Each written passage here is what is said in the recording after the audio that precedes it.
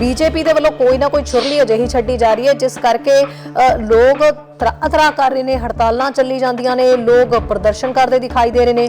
ਕਿਸਾਨ ਅੰਦੋਲਨ ਹਜੇ ਬਾਰਡਰ ਭਰਿਆ ਪਿਆ ਉਸ ਅੰਦੋਲਨ ਨਾਲ, ਉਹ ਤਬਕਾ ਹਜੇ ਵਾਪਸ ਮੁੜਿਆ ਨਹੀਂ ਕਿ ਕੁਝ ਹੋਰ ਲੋਕ ਜਿਹੜੇ ਨੇ ਉਹ ਸੜਕਾਂ ਤੇ ਆ ਗਏ ਨੇ।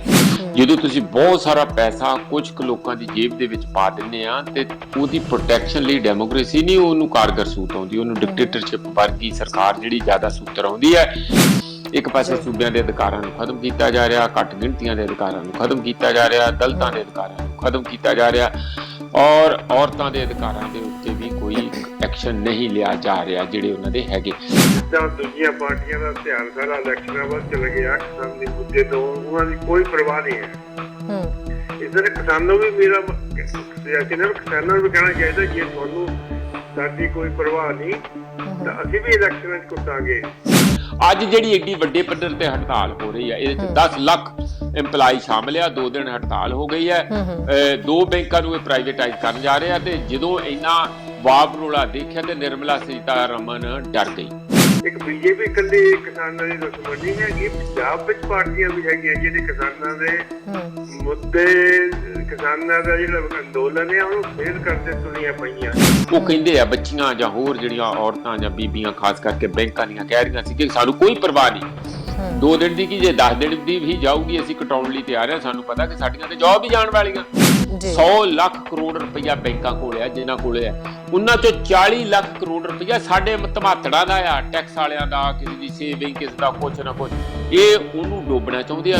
ਜਦੋਂ ਵੇਚਣਾ ਜਿਹੜੀ ਬੈਂਕ ਦਾ ਵਰਥ ਹੈਗਾ ਆ, ਮੰਨ ਲਓ ਤੁਸੀਂ 10,000 ਕਰੋੜ ਆ ਜਾਂ 20,000 ਕਰੋੜ ਆ, 20,000 ਕਰੋੜ ਆ ਤੇ ਉਹਦਾ ਬਹੁਤ ਸਾਰਾ ਪੈਸਾ ਡੁੱਬ ਗਿਆ ਹੋਇਆ ਮੰਨ ਲਓ। ਇਹ ਉਸਨੂੰ ਜਿਹੜੀ ਇਹਦੀ ਐਕਚੁਅਲ ਵਰਥ ਆ ਉਸ ਦੇ 15% 20% ਦੇ ਵੇਚ ਦੇਣਗੇ ਪ੍ਰਾਈਵੇਟ ਨੂੰ ਐਕਚੁਅਲ ਵਰਥ ਤੇ, ਔਰ ਜਿੰਨਾ ਪੈਸਾ ਕਾਰਪੋਰੇਟ ਹੁਣ ਪਬਲਿਕ ਸੈਕਟਰ ਬੈਂਕਾਂ ਚੋਂ ਲੈ ਗਏ ਆ ਉਹਨੂੰ ਉਹਦੇ ਤੇ ਲਕੀਰ ਫੇਰ ਦੇਣਗੇ, ਮਾਫ ਕਰ ਦੇਣਗੇ। RBI ਤੋਂ ਜਦੋਂ ਨੋਟਬੰਦੀ ਹੋਈ ਆ 2-2000 ਦੇ ਨੋਟ ਇਸੇ ਕਰਕੇ ਪਹਿਲਾਂ 1000 ਤੇ 500 ਦੇ ਨੋਟ ਹੁੰਦੇ ਸੀ, 1000 ਦਾ ਉਹਨਾਂ ਨੇ ਕੱਢਤਾ, 500 ਦਾ ਰੱਖਿਆ ਤੇ 2000 ਦੇ ਉਹਦੀ ਜਗ੍ਹਾ ਲੈਂਦੇ। ਇਹ ਕਿਉਂ ਲਿਆਂਦੇ ਤੁਸੀਂ ਸੋਚਿਆ ਕਦੀ? ਇਸੇ ਕਰਕੇ ਕਿ ਜਦੋਂ ਉਹਨਾਂ ਨੇ ਜ਼ਖੀਰੇਬਾਜ਼ੀ ਨੋਟਾਂ ਦੀ ਕਰਨੀ ਸੀ, ਜਮਾ ਕਰਨੇ ਸੀਗੇ ਜਿਹੜੇ ਕਿ ਬਲੈਕ ਮਨੀ ਸੀ, ਬਲੈਕ ਮਨੀ ਤੇ ਪੈਰਲਲ ਸੀਗਾ, ਬਹੁਤ ਜ਼ਿਆਦਾ ਵੱਡਾ ਸੀ, ਕਿੱਥੇ ਗਿਆ? ਸਤਿ ਸ਼੍ਰੀ ਅਕਾਲ ਜੀ and good morning to all. ਕੀ ਹਾਲ ਚਾਲ ਹੈ ਜੀ ਤੁਹਾਡੇ ਸਾਰਿਆਂ ਦਾ? ਸੋਹਣੀ ਜਿਹੀ ਸਵੇਰ ਚੜ ਚੁੱਕੀ ਹੈ। ਜਿਨ੍ਹਾਂ ਦਰਸ਼ਕਾਂ ਦੀ ਮੇਰੇ ਨਾਲ ਤੇ ਸ਼ੋਅ ਸ਼ੁਰੂ ਕਰਾਂਗੇ ਆਪਾਂ, ਬਹੁਤ ਸਾਰੀਆਂ ਗੱਲਾਂ ਵੀ ਆਪਾਂ ਕਰਨੀਆਂ। ਚਾਹ ਦੇ ਕੱਪ ਫੜ ਲਓ ਹੱਥ ਦੇ ਵਿੱਚ ਤੇ ਉਹਨਾਂ ਸਾਰਿਆਂ ਨੂੰ ਮੇਰੇ ਵੱਲੋਂ ਗੁੱਡ ਮਾਰਨਿੰਗ। ਤੇ ਬਾਕੀ ਜਿੱਥੇ ਜਿਹੜੇ ਉਹ ਲੋਕ ਨੇ ਜਿਨ੍ਹਾਂ ਦੀ ਮਾਰਨਿੰਗ ਸਾਡੇ ਨਾਲ ਨਹੀਂ ਚੜੀ ਹੈ, ਇਸ ਵੇਲੇ ਮਾਰਨਿੰਗ ਨਹੀਂ ਹੈ, ਤੇ ਉਹਨਾਂ ਨੂੰ ਪਿਆਰ ਭਰੀ ਸਤਿ ਸ਼੍ਰੀ ਅਕਾਲ। ਮੇਰੇ ਖਿਆਲ 'ਚ BC ਵਾਸੀ ਤਾਂ ਕਾਫੀ ਖੁਸ਼ ਹੋਣਗੇ ਕਿਉਂਕਿ BC ਵਾਸੀਆਂ ਦੇ ਲਈ ਐਲਾਨ ਜੋ ਹੋ ਚੁੱਕਿਆ ਹੈ ਕਿ ਬ੍ਰਿਟਿਸ਼ ਕੋਲੰਬੀਆ ਦੇ ਵਿੱਚ ਛੋਟੇ ਜਿਹੜੇ ਧਾਰਮਿਕ ਅਦਾਰੇ ਨੇ ਉਹਨਾਂ ਨੂੰ ਸ਼ਾਇਦ ਖੋਲ੍ਹ ਦਿੱਤਾ ਜਾਏ। ਧਾਰਮਿਕ ਥਾਵਾਂ ਦੇ ਉੱਤੇ ਛੋਟੇ ਇਕੱਠਾਂ ਦੇ ਵਿੱਚ ਸ਼ਾਇਦ ਲੋਕ ਜਿਹੜੇ ਨੇ ਜਾ ਸਕਦੇ ਨੇ। ਅੱਗੇ ਬਹੁਤ ਸਾਰੇ ਈਵੈਂਟ ਇੱਦਾਂ ਦੇ ਆਉਣ ਵਾਲੇ ਸੀਗੇ BC ਦੇ ਵਿੱਚ, ਜਿਸ ਤਰੀਕੇ ਨਾਲ ਈਸਟਰ, ਗੁੱਡ ਫਰਾਈਡੇ, ਨਗਰ ਕੀਰਤਨ ਦਾ ਅਪ੍ਰੈਲ ਦੇ ਵਿੱਚ ਮੰਥ ਹੁੰਦਾ ਹੈ ਤੇ ਉਸ ਨੂੰ ਲੈ ਕੇ ਇਹ ਵੀ ਉਹਨੇ ਵੱਡੇ ਤਰੀਕੇ ਨਾਲ ਤਾਂ ਜਾਂ ਉਹਨੇ ਵੱਡੇ ਇਕੱਠ ਨਹੀਂ ਕੀਤੇ ਜਾਣਗੇ, ਪਰ ਉਸ ਨੂੰ ਲੈ ਕੇ ਸਰਕਾਰ ਨੇ ਜਾਂ ਸਿਹਤ ਅਧਿਕਾਰੀਆਂ ਨੇ ਕੀ ਪਲਾਨਿੰਗ ਜਿਹੜੀ ਹੈ ਉਹ ਬਣਾਈ ਹੈ, ਉਹ ਇਸ ਹਫਤੇ ਦੇ ਵਿੱਚ ਸਾਰੀ ਆਪਣੇ ਤੱਕ ਪਹੁੰਚ ਜਾਏਗੀ ਵੀ ਕਿਹੜੇ ਧਾਰਮਿਕ ਅਦਾਰੇ ਖੁੱਲਣਗੇ ਤੇ ਕਿਵੇਂ ਆਪਾਂ ਜਾਣਾ ਹੋਏਗਾ, ਕਿੰਨੇ ਲੋਕਾਂ ਦਾ ਇਕੱਠ ਹੋਏਗਾ। ਜਿਵੇਂ ਆਊਟਡੋਰ ਹੁਣ 10 ਲੋਕਾਂ ਦਾ ਇਕੱਠ ਕਰਨ ਦੀ ਗੱਲ ਕਹਿ ਦਿੱਤੀ ਸੀ ਤੇ ਉਵੇਂ ਹੀ ਆਊਟਡੋਰ ਜਿਹੜੀਆਂ ਰਿਲੀਜੀਅਸ ਜਿਹੜੀਆਂ ਪਲੇਸਿਸ ਹੈਗੇ ਨੇ ਉੱਥੇ ਛੋਟੇ ਸ਼ਾਇਦ ਗਰੁੱਪ ਬਣਾ ਕੇ ਤੁਸੀਂ ਜਾ ਸਕਦੇ ਹੋ। ਹੁਣ ਤਾਂ ਫਿਲਹਾਲ ਆਪਾਂ ਵੇਟ ਕਰਾਂਗੇ ਕਿ ਬੌਨੀ ਹੈਨਰੀ ਜਿਹੜਾ ਇਸ ਹਫਤੇ ਦੇ ਵਿੱਚ ਅਨਾਉਂਸਮੈਂਟ ਕਰ ਦੇਣ ਤੇ ਆਪਣੇ ਕੋਲ ਸਾਰੀ ਫਿਰ ਜਾਣਕਾਰੀ ਜਿਹੜੀ ਹੈ ਉਹ ਪਹੁੰਚ ਜਾਏਗੀ। ਤੇ ਫਿਰ ਇਸ ਲਈ ਚੰਗੀ ਖਬਰ ਤਾਂ ਕਹਿ ਹੀ ਸਕਦੇ ਹਾਂ ਕਿਉਂਕਿ ਇੰਤਜ਼ਾਰ ਤਾਂ ਕਰ ਹੀ ਰਹੇ ਸੀ। ਲਗਾਤਾਰ ਕਈ ਲੋਕ ਇਸ ਗੱਲ ਦਾ ਵਿਰੋਧ ਕਰ ਰਹੇ ਸੀ ਕਿ ਅਸੀਂ ਧਾਰਮਿਕ ਸਥਾਨਾਂ ਤੇ ਜਾਣਾ ਚਾਹੁੰਦੇ ਹਾਂ, ਸਾਨੂੰ ਪਰਮਿਸ਼ਨ ਦਿੱਤੀ ਜਾਵੇ ਉਸ ਦੀ। ਸੋ ਹੁਣ ਲੱਗਦਾ ਹੈ ਕਿ ਇਸ ਹਫਤੇ ਕੋਈ ਨਾ ਕੋਈ ਚੰਗੀ ਖਬਰ ਜਿਹੜੀ ਹੈ ਉਹ ਆ ਜਾਏਗੀ ਤਾਂ ਉਹਦਾ ਸਾਰਾ ਪਲਾਨ ਵੀ ਆਪਣੇ ਸਾਰਿਆਂ ਤੱਕ ਪਹੁੰਚ ਜਾਏਗਾ। ਇਸ ਤੋਂ ਇਲਾਵਾ ਭਾਰਤ ਦੀ ਗੱਲ ਕਰੀਏ ਤਾਂ ਭਾਰਤ ਦੇ ਵਿੱਚ ਬਹੁਤ ਸਾਰੇ ਅਪਡੇਟਸ ਅੱਜ ਹੋਏ ਨੇ ਔਰ ਕਾਫੀ ਮਾਹੌਲ ਜਿਹੜਾ ਉੱਥੋਂ ਦਾ ਗਰਮਾਇਆ ਹੋਇਆ ਹੈ। ਭਾਰਤ ਦੇ ਵਿੱਚ ਸਭ ਤੋਂ ਵੱਡੀ ਤਾਂ ਇਸ ਵੇਲੇ ਕਈ ਕਰਮਚਾਰੀ ਅਜਿਹੇ ਨੇ ਜਿਹੜੇ ਕਿ ਕੇਂਦਰ ਸਰਕਾਰ ਦੇ ਫਿਰ ਤੋਂ ਹੁਕਮਾਂ ਦਾ ਜਿਹੜਾ ਫਰਮਾਨ ਜਿਹੜਾ ਜਾਰੀ ਕੀਤਾ ਗਿਆ ਉਹਨਾਂ ਦਾ ਭੁਗਤਾਨ ਕਰਦੇ ਫਿਰਦੇ ਨੇ। ਉਹ ਕਰਮਚਾਰੀ ਇਸ ਵੇਲੇ ਸੜਕਾਂ ਤੇ ਨੇ, ਹੜਤਾਲ ਤੇ ਉਤਰੇ ਹੋਏ ਨੇ। ਇਹਨੇ ਕਿ ਸਰਕਾਰ ਨੇ ਐਲਾਨ ਕੀਤਾ ਸੀ ਕਿ ਕੁਝ ਜਿਹੜੇ ਬੈਂਕ ਨੇ, ਸਰਕਾਰੀ ਬੈਂਕ ਨੇ, ਉਹਨਾਂ ਦਾ ਨਿੱਜੀਕਰਨ ਕਰਨ ਦੀ ਗੱਲ ਆਖੀ ਹੈ। ਇਹ ਨਿੱਜੀਕਰਨ ਕਰਨ ਦਾ ਐਲਾਨ ਹਾਲਾਂਕਿ ਬਜਟ ਮੌਕੇ ਹੀ ਕਰ ਦਿੱਤਾ ਗਿਆ ਸੀ, ਜਿਸ ਤੋਂ ਬਾਅਦ ਹੁਣ ਕਰਮਚਾਰੀਆਂ ਦੇ ਵਿੱਚ ਨਿਰਾਸ਼ਾ ਪਾਈ ਜਾ ਰਹੀ ਹੈ। ਉਹਨਾਂ ਦਾ ਕਹਿਣਾ ਹੈ ਕਿ ਬਹੁਤ ਹੀ ਗਲਤ ਫੈਸਲਾ ਜਿਹੜਾ ਕੀਤਾ ਜਾ ਰਿਹਾ ਹੈ। ਇਸ ਨਾਲ ਬਹੁਤ ਸਾਰੇ ਕਰਮਚਾਰੀਆਂ ਦੇ ਰੋਜ਼ਗਾਰ ਜਿਹੜੇ ਹੈ ਉਹਨਾਂ ਦੇ ਉੱਤੇ ਕਿਤੇ ਨਾ ਕਿਤੇ ਸੱਟ ਮਾਰੀ ਜਾਏਗੀ। ਔਰ ਇਸ ਤੋਂ ਇਲਾਵਾ ਪੂਰੇ ਦੇਸ਼ ਲਈ ਵੀ ਉਹਨਾਂ ਨੇ ਕਿਹਾ ਕਿ ਠੀਕ ਫੈਸਲਾ ਨਹੀਂ ਹੈ। ਬਹੁਤ ਪਹਿਲਾਂ ਵੀ ਜਦੋਂ ਇਹ ਹੁੰਦਾ ਸੀ ਵੀ ਸਰਕਾਰਾਂ ਇਦਾਂ ਦੇ ਜਦੋਂ ਐਲਾਨ ਕਰਦੀਆਂ ਸੀਗੀਆਂ, ਜਾਂ ਤਾਂ ਇਹ ਹੁੰਦਾ ਸੀਗਾ ਵੀ ਬੈਂਕਾਂ ਦੀ ਜਿਹੜੀ ਉਹਨਾਂ ਦੀ ਸਥਿਤੀ ਹੈ ਜਾਂ ਘਾਟਾ ਸ਼ੋਅ ਕਰ ਦੇਣਾ, ਉਸ ਕਰਕੇ ਇਦਾਂ ਦੇ ਫੈਸਲੇ ਲੈ ਲਏ ਜਾਂਦੇ ਸੀਗੇ। ਤੇ ਜਾਂ ਫਿਰ ਜਦੋਂ ਚੋਣਾਂ ਦਾ ਮਾਹੌਲ ਹੁੰਦਾ ਸੀ ਤਾਂ ਲੋਕ ਲੁਭਾਵਣੇ ਵਾਅਦਿਆਂ ਦੇ ਵਿੱਚ ਇਹਨੂੰ ਇਨਕਲੂਡ ਕਰਕੇ ਇਸ ਤਰ੍ਹਾਂ ਦੇ ਫੈਸਲੇ ਜਿਹੜੇ ਹੈ ਜਾਂ ਇਸ ਤਰ੍ਹਾਂ ਦੇ ਐਲਾਨ ਕਰ ਦਿੱਤੇ ਜਾਂਦੇ ਸੀ। ਹੁਣ ਇਹ ਵੇਲਾ ਕਿਹੜਾ ਹੈ, ਇਹ ਅਨਾਉਂਸਮੈਂਟ ਕਿਉਂ ਕਰਨੀ ਪਈ, ਇਹ ਐਲਾਨ ਕਿਉਂ ਕੀਤਾ ਜਾ ਰਿਹਾ? ਸਰਕਾਰ ਨੂੰ ਪਤਾ ਹੈ ਕਿ ਇੱਕ ਤਬਕਾ ਪੂਰਾ ਨਾਰਾਜ਼ ਹੈ, ਕਰਮਚਾਰੀਆਂ ਦੇ ਵਿੱਚ ਨਿਰਾਸ਼ਾ ਪਾਈ ਜਾ ਰਹੀ ਹੈ, ਹੜਤਾਲ ਕੀਤੀ ਹੈ ਉਹਨਾਂ ਨੇ ਔਰ ਲਗਾਤਾਰ ਸੜਕਾਂ ਤੇ ਉਤਰੇ ਹੋਏ ਨੇ, ਤਾਂ ਫਿਰ ਉਸ ਦੇ ਬਾਵਜੂਦ ਅਜਿਹਾ ਫੈਸਲਾ ਕਿਉਂ ਕੀਤਾ ਜਾ ਰਿਹਾ ਹੈ ਕਿ ਬੈਂਕਾਂ ਦਾ ਨਿੱਜੀਕਰਨ ਜਿਹੜਾ ਉਹ ਕੀਤਾ ਜਾ ਰਿਹਾ ਹੈ? ਇਹ ਤਾਂ ਖੈਰ ਸਾਨੂੰ ਇਹਦਾ ਸਾਰਾ ਐਨਾਲਿਸਿਸ ਅਸੀਂ ਕਰਾਂਗੇ। ਪ੍ਰੋਫੈਸਰ ਮਨਜੀਤ ਜੀ ਸਾਡੇ ਨਾਲ ਜੁੜਨਗੇ ਜਿਨ੍ਹਾਂ ਨਾਲ ਅਸੀਂ ਇਸ ਬਾਬਤ ਸਾਰੀ ਗੱਲਬਾਤ ਕਰਾਂਗੇ। ਇਸ ਤੋਂ ਇਲਾਵਾ ਸਿਆਸੀ ਫਿਜ਼ਾ ਦੇ ਵਿੱਚ ਬਹੁਤ ਕੁਝ ਚੱਲ ਰਿਹਾ ਹੈ। ਰਾਜਨਾਥ ਸਿੰਘ ਨੇ ਫਿਲਹਾਲ ਦੱਸ ਦਈਏ ਕਿ ਰਾਜਨਾਥ ਸਿੰਘ ਇਸ ਵੇਲੇ ਕਿਸਾਨਾਂ ਤੇ ਸਰਕਾਰ ਦੇ ਵਿਚਾਲੇ ਇੱਕ ਪੁਲ ਦਾ ਕੰਮ ਜਿਹੜਾ ਉਹ ਕਰਨ ਦੀ ਕੋਸ਼ਿਸ਼ ਕਰ ਰਹੇ ਨੇ ਔਰ ਉਹਨਾਂ ਨੇ ਇੱਕ ਵਾਰ ਫਿਰ ਤੋਂ ਕਿਹਾ ਵੀ ਜਿਹੜੇ ਕਿਸਾਨ ਆਗੂ ਨੇ ਉਹਨਾਂ ਦੀ ਇੱਕ ਮੀਟਿੰਗ ਜਿਹੜੀ ਸਰਕਾਰ ਦੇ ਨਾਲ ਜਲਦੀ ਹੋ ਜਾਣੀ ਚਾਹੀਦੀ ਹੈ। ਤੇ ਉਹਨਾਂ ਨੇ ਫਿਰ ਤੋਂ ਅਪੀਲ ਕੀਤੀ ਹੈ ਵੀ ਜਿਹੜੀ ਇਹ ਮੀਟਿੰਗ ਦਾ ਕੋਈ ਰਸਤਾ ਖੋਲ੍ਹਿਆ ਜਾਵੇ। ਰਾਜਨਾਥ ਸਿੰਘ ਕਿਤੇ ਨਾ ਕਿਤੇ ਆਪਣੇ ਵੱਲੋਂ ਇਹ ਕੋਸ਼ਿਸ਼ ਕਰ ਰਹੇ ਨੇ ਕਿ ਇਸ ਮਸਲੇ ਨੂੰ ਜਲਦੀ ਸੁਲਝਾ ਲਿਆ ਜਾਏ ਤੇ ਇੱਕ ਪੁਲ ਦਾ ਕੰਮ ਜਿਹੜਾ ਕਹਿ ਸਕਦੇ ਹਾਂ ਵੀ ਸਰਕਾਰ ਤੇ ਕਿਸਾਨਾਂ ਦੇ ਵਿਚਾਲੇ ਇਸ ਵੇਲੇ ਰਾਜਨਾਥ ਸਿੰਘ ਕਰਦੇ ਨਜ਼ਰ ਆ ਰਹੇ ਨੇ। ਇਸ ਤੋਂ ਇਲਾਵਾ ਸੁਖਬੀਰ ਬਾਦਲ ਨੂੰ ਕਰੋਨਾ ਵਾਇਰਸ ਹੋ ਗਿਆ, ਉਹਨਾਂ ਨੇ ਖੁਦ ਨੂੰ ਸੈਲਫ ਆਈਸੋਲੇਟ ਜਿਹੜਾ ਉਹ ਕਰ ਦਿੱਤਾ ਹੈ। ਰੈਲੀ ਕੀਤੀ ਗਈ ਸੀ ਸੁਖਬੀਰ ਬਾਦਲ ਦੇ ਵੱਲੋਂ ਹਾਲ ਹੀ ਦੇ ਵਿੱਚ, ਜਿੱਥੇ ਉਹਨਾਂ ਨੇ ਅਨਾਉਂਸਮੈਂਟ ਕੀਤੀ ਸੀ ਵੀ ਜਲਾਲਾਬਾਦ ਹਲਕੇ ਤੋਂ ਉਹ ਲੜਨਗੇ ਤੇ ਖੇਮਕਰਨ ਹਲਕੇ ਤੋਂ ਉਹਨਾਂ ਦਾ ਜਿਹੜਾ ਜਵਾਈ ਹੈ ਆਦੇਸ਼ ਪ੍ਰਤਾਪ ਕੈਰੋਂ ਉਹ ਨਹੀਂ ਲੜਨਗੇ, ਬਲਕਿ ਉਹਦੀ ਥਾਂ ਤੇ ਵਿਕਰਮ ਮਜੀਠੀਆ ਦੇ ਨਜ਼ਦੀਕੀ ਜਿਹੜੇ ਨੇ ਵਿਰਸਾ ਸਿੰਘ ਵਲਟੋਹਾ ਉਹ ਖੇਮਕਰਨ ਹਲਕੇ ਤੋਂ ਚੋਣ ਲੜਨਗੇ। ਉਸ ਤੋਂ ਬਾਅਦ ਹੀ ਕਿਹਾ ਜਾ ਰਿਹਾ ਕਿ ਸ਼ਾਇਦ ਰੈਲੀਆਂ ਦੇ ਵਿੱਚ ਇਕੱਠ ਜ਼ਿਆਦਾ ਹੋ ਗਿਆ ਜਾਂ ਜੋ ਵੀ ਹੋਇਆ, ਤੇ ਉਸ ਤੋਂ ਬਾਅਦ ਸੁਖਬੀਰ ਬਾਦਲ ਨੇ ਸੈਲਫ ਆਈਸੋਲੇਟ ਖੁਦ ਨੂੰ ਕਰ ਦਿੱਤਾ ਤੇ ਉਹਨਾਂ ਨੇ ਕਿਹਾ ਜਿਹੜੇ ਮੇਰੇ ਉਹਦੇ ਵਿੱਚ ਆਏ ਸੀਗੇ, ਬਬਲਸ ਵਿੱਚ ਆਏ ਸੀ, ਮੇਰੇ ਨਾਲ ਜਿਹੜੇ ਰਹੇ ਸੀਗੇ, ਮੇਰੇ ਸੰਪਰਕ ਵਿੱਚ ਕੁਝ ਦਿਨ ਪਹਿਲਾਂ ਜਿਹੜੇ ਆਏ ਨੇ, ਉਹ ਵੀ ਆਪਣੇ ਆਪ ਨੂੰ ਸੈਲਫ ਆਈਸੋਲੇਟ ਕਰ ਦੇਣ ਕਿਉਂਕਿ ਕਰੋਨਾ ਵਾਇਰਸ ਉਹਨਾਂ ਨੂੰ ਵੀ ਹੋ ਸਕਦਾ ਹੈ। ਸੋ ਇਹ ਸਾਰੀਆਂ ਗੱਲਾਂ ਦੇ ਉੱਤੇ ਅਸੀਂ ਗੱਲ ਕਰਾਂਗੇ। ਸਾਰੀਆਂ ਖਬਰਾਂ ਇਸ ਵੇਲੇ ਰਾਉਂਡ ਚੱਲਦੀਆਂ ਨੇ, ਹੋਰ ਸਿਆਸੀ ਫਿਜ਼ਾ ਦੇ ਵਿੱਚ ਬਹੁਤ ਕੁਝ ਚੱਲ ਰਿਹਾ ਹੈ। ਪ੍ਰੋਫੈਸਰ ਮਨਜੀਤ ਜੀ ਸਾਡੇ ਨਾਲ ਜੁੜੇ ਹੋਏ ਨੇ ਔਰ ਮੈਂ ਸਾਰੇ ਆਪਣੇ ਦਰਸ਼ਕਾਂ ਨੂੰ ਇਹ ਦੱਸ ਦੇਵਾਂ ਕਿ ਤੁਸੀਂ ਆਪਣੀ ਰੂਟੀਨ ਦੀ ਤਰ੍ਹਾਂ ਕਾਲ ਕਰਿਓ। ਇਹ ਸਾਰੇ ਟੌਪਿਕ ਜਿਹੜੇ ਸਕਰੀਨ ਦੇ ਉੱਤੇ ਵੀ ਫਲੈਸ਼ ਤੁਹਾਡੇ ਕੋਲ ਹੋ ਰਹੇ ਨੇ ਵੀ ਕਿਹੜੇ-ਕਿਹੜੇ ਮੁੱਦੇ ਤੇ ਆਪਾਂ ਗੱਲ ਕਰਨ ਜਾ ਰਹੇ ਹਾਂ, ਤੇ ਇਹਨਾਂ ਮੁੱਦਿਆਂ ਦੇ ਬਾਬਤ ਹੀ ਕਾਲ ਕਰਿਓ ਤੇ ਇਹਨਾਂ ਮੁੱਦਿਆਂ ਦੇ ਉੱਤੇ ਹੀ ਜਿਹੜੀ ਗੱਲ ਕਰਿਓ। ਨੰਬਰ ਮੈਂ ਦੱਸ ਦਿੰਦੀ ਹਾਂ, ਨੰਬਰ ਹੈ 1888 923 2656, ਯਾਨੀ ਕਿ 1888-923-2656। ਸੋ ਇਸ ਨੰਬਰ ਦੇ ਉੱਤੇ ਕਾਲ ਕਰਿਓ ਤੇ ਆਪਾਂ ਫਿਰ ਕਰਾਂਗੇ ਬਹੁਤ ਸਾਰੀਆਂ ਗੱਲਾਂ। ਪ੍ਰੋਫੈਸਰ ਮਨਜੀਤ ਜੀ ਬਹੁਤ ਬਹੁਤ ਸਵਾਗਤ ਹੈ ਜੀ ਦ ਮਾਰਨਿੰਗ ਸ਼ੋ ਦੇ ਵਿੱਚ। ਬਹੁਤ ਬਹੁਤ ਧੰਨਵਾਦ ਸ਼ੈਰੀ ਜੀ।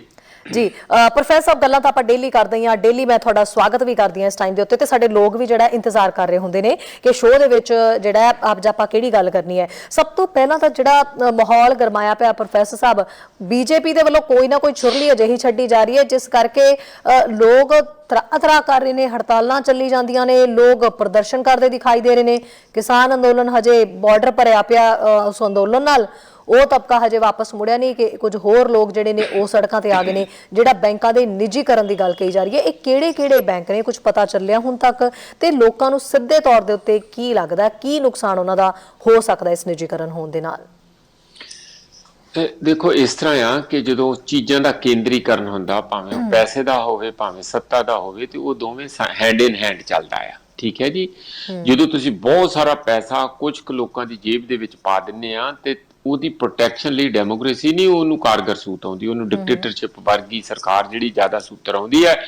ਜਾਣੀ ਜਿਹੜਾ ਕਾਊਂਟਰ ਪਾਰਟ ਉਹਨੂੰ ਕਹਿ ਲਓ, ਅਰਥ ਵਿਵਸਥਾ ਦਾ ਕਾਊਂਟਰ ਪਾਰਟ ਰਾਜਨੀਤੀ ਹੈ, ਜਿਨ੍ਹਾਂ ਨੇ ਸਿਵਲ ਸੋਸਾਇਟੀ ਨੂੰ ਮੈਨੇਜ ਕਰਨਾ ਇਨ ਦਾ ਨੇਮ ਆਫ ਗਵਰਨੈਂਸ, ਤਾਂ ਉਹ ਜਿਹੜੇ ਲੋਕ ਹੈਗੇ ਆ ਉੱਥੇ ਵੀ ਸੱਤਾ ਦਾ ਉਨਾ ਹੀ ਕੇਂਦਰੀਕਰਨ ਹੁੰਦਾ। ਤੁਸੀਂ ਦੇਖੋ ਕਿ ਇਹ ਪੈਰਲਲ ਦੋਵੇਂ ਚੀਜ਼ਾਂ ਸ਼ਹਿਰੀ ਚੱਲ ਰਹੀਆਂ। ਇੱਕ ਪਾਸੇ ਸੂਬਿਆਂ ਦੇ ਅਧਿਕਾਰਾਂ ਨੂੰ ਖਤਮ ਕੀਤਾ ਜਾ ਰਿਹਾ, ਘੱਟ ਗਿਣਤੀਆਂ ਦੇ ਅਧਿਕਾਰਾਂ ਨੂੰ ਖਤਮ ਕੀਤਾ ਜਾ ਰਿਹਾ, ਦਲਿਤਾਂ ਦੇ ਅਧਿਕਾਰਾਂ ਨੂੰ ਖਤਮ ਕੀਤਾ ਜਾ ਰਿਹਾ, ਔਰ ਔਰਤਾਂ ਦੇ ਅਧਿਕਾਰਾਂ ਦੇ ਉੱਤੇ ਵੀ ਕੋਈ ਐਕਸ਼ਨ ਨਹੀਂ ਲਿਆ ਜਾ ਰਿਹਾ ਜਿਹੜੇ ਉਹਨਾਂ ਦੇ ਹੈਗੇ। ਤਾਂ ਕੁਝ ਕੁ ਲੋਕ ਜਿਹੜੇ ਆਪਣੀ ਜੇਬ 'ਚ ਸਾਰੀ ਸੱਤਾ ਪਾਈ ਫਿਰਦੇ ਆ, ਮੋਦੀ ਮੋਦੀ ਮੋਦੀ ਕਰਕੇ ਇਹੋ ਜਿਹਾ ਮੰਤਰ ਪੜ੍ਹਿਆ ਗਿਆ ਕਿ ਹੁਣ ਲੋਕਾਂ ਨੂੰ ਲੱਗਦਾ ਕਿ ਉਹੀ ਬਚਾਊਗਾ ਦੇਸ਼ ਨੂੰ ਇਕੱਲਾ। ਪਰ ਬਾਕੀ ਜਿਹੜੇ ਉਹਨਾਂ ਦੇ 303 MP ਉਹ ਜਿਵੇਂ ਮਿੱਟੀ ਦੇ ਮਾਧੋ ਹੋਣ, ਫੜ ਕੇ ਜਾਣੀ ਮਿੱਟੀ ਦੇ ਬਾਵੇ ਵਾਂਗੂ ਬਿਠਾਏ ਹੋਣ, ਹੋਰ ਇਹਦੋਂ ਬਾਅਦ ਉਹਨਾਂ ਦਾ ਕੋਈ ਰੋਲ ਨਾ ਹੋਵੇ, ਬਸ ਹੱਥ ਖੜੇ ਕਰ ਲਏ, ਤਨਖਾਹ ਲੈ ਲਈ, ਚਲੇ ਗਏ, ਬਾਅਦ 'ਚ ਪੈਨਸ਼ਨ ਲੱਗ ਜੂਗੀ। ਇੰਨਾ ਕੁ ਰੋਲ ਉਹਨਾਂ ਦਾ ਕੱਟ ਕੇ ਰਾਤਾ। ਜਿਹੜਾ ਕੋਈ ਬੰਦਾ ਇਹ ਸਵਾਲ ਹੀ ਨਹੀਂ ਹੁੰਦਾ ਪੈਦਾ ਸ਼ਹਿਰੀ ਕਿ ਕੋਈ ਵੀ ਸਿਆਣਾ ਬੰਦਾ ਉੱਥੇ ਮੋਦੀ ਦੀ ਗੱਲ ਨੂੰ ਕੱਟ ਸਕੇ। ਜੇ ਮੋਦੀ ਦੀ ਗੱਲ ਨੂੰ ਕੱਟਣ ਦਾ ਮਤਲਬ ਕਿ ਉਹਨੇ ਆਪਣੀਆਂ ਪੈਰਾਂ ਤੇ ਕੁਹਾੜਾ ਮਾਰ ਕੇ ਆਪਣੇ ਆਪ ਨੂੰ ਕੱਟ ਲਿਆ, ਜਾਣੀ ਸੁਸਾਈਡਲ ਹੈਗਾ। ਮੇਰਾ ਕਹਿਣ ਦਾ ਮਤਲਬ ਉਹ ਆਤਮ ਹੱਤਿਆ ਕਰਨ ਦੇ ਬਰਾਬਰ ਮੰਨਿਆ ਜਾਂਦਾ। ਇਹੀ ਕਾਰਨ ਹੈ ਹਰ ਕੋਈ ਕਹਿੰਦਾ ਮੈਂ ਕਾਹਨੂੰ ਪੰਗਾ ਲੈਣਾ, ਇਹਨੂੰ ਆਪੇ ਕਿਸੇ ਦਿਨ ਇਹਦਾ ਜਦੋਂ ਪਾਪਾਂ ਦਾ ਬੇੜਾ ਭਰ ਜਾਊਗਾ ਤੇ ਉਦੋਂ ਇਹ ਆਪੇ ਡੁੱਬ ਜਾਊਗਾ।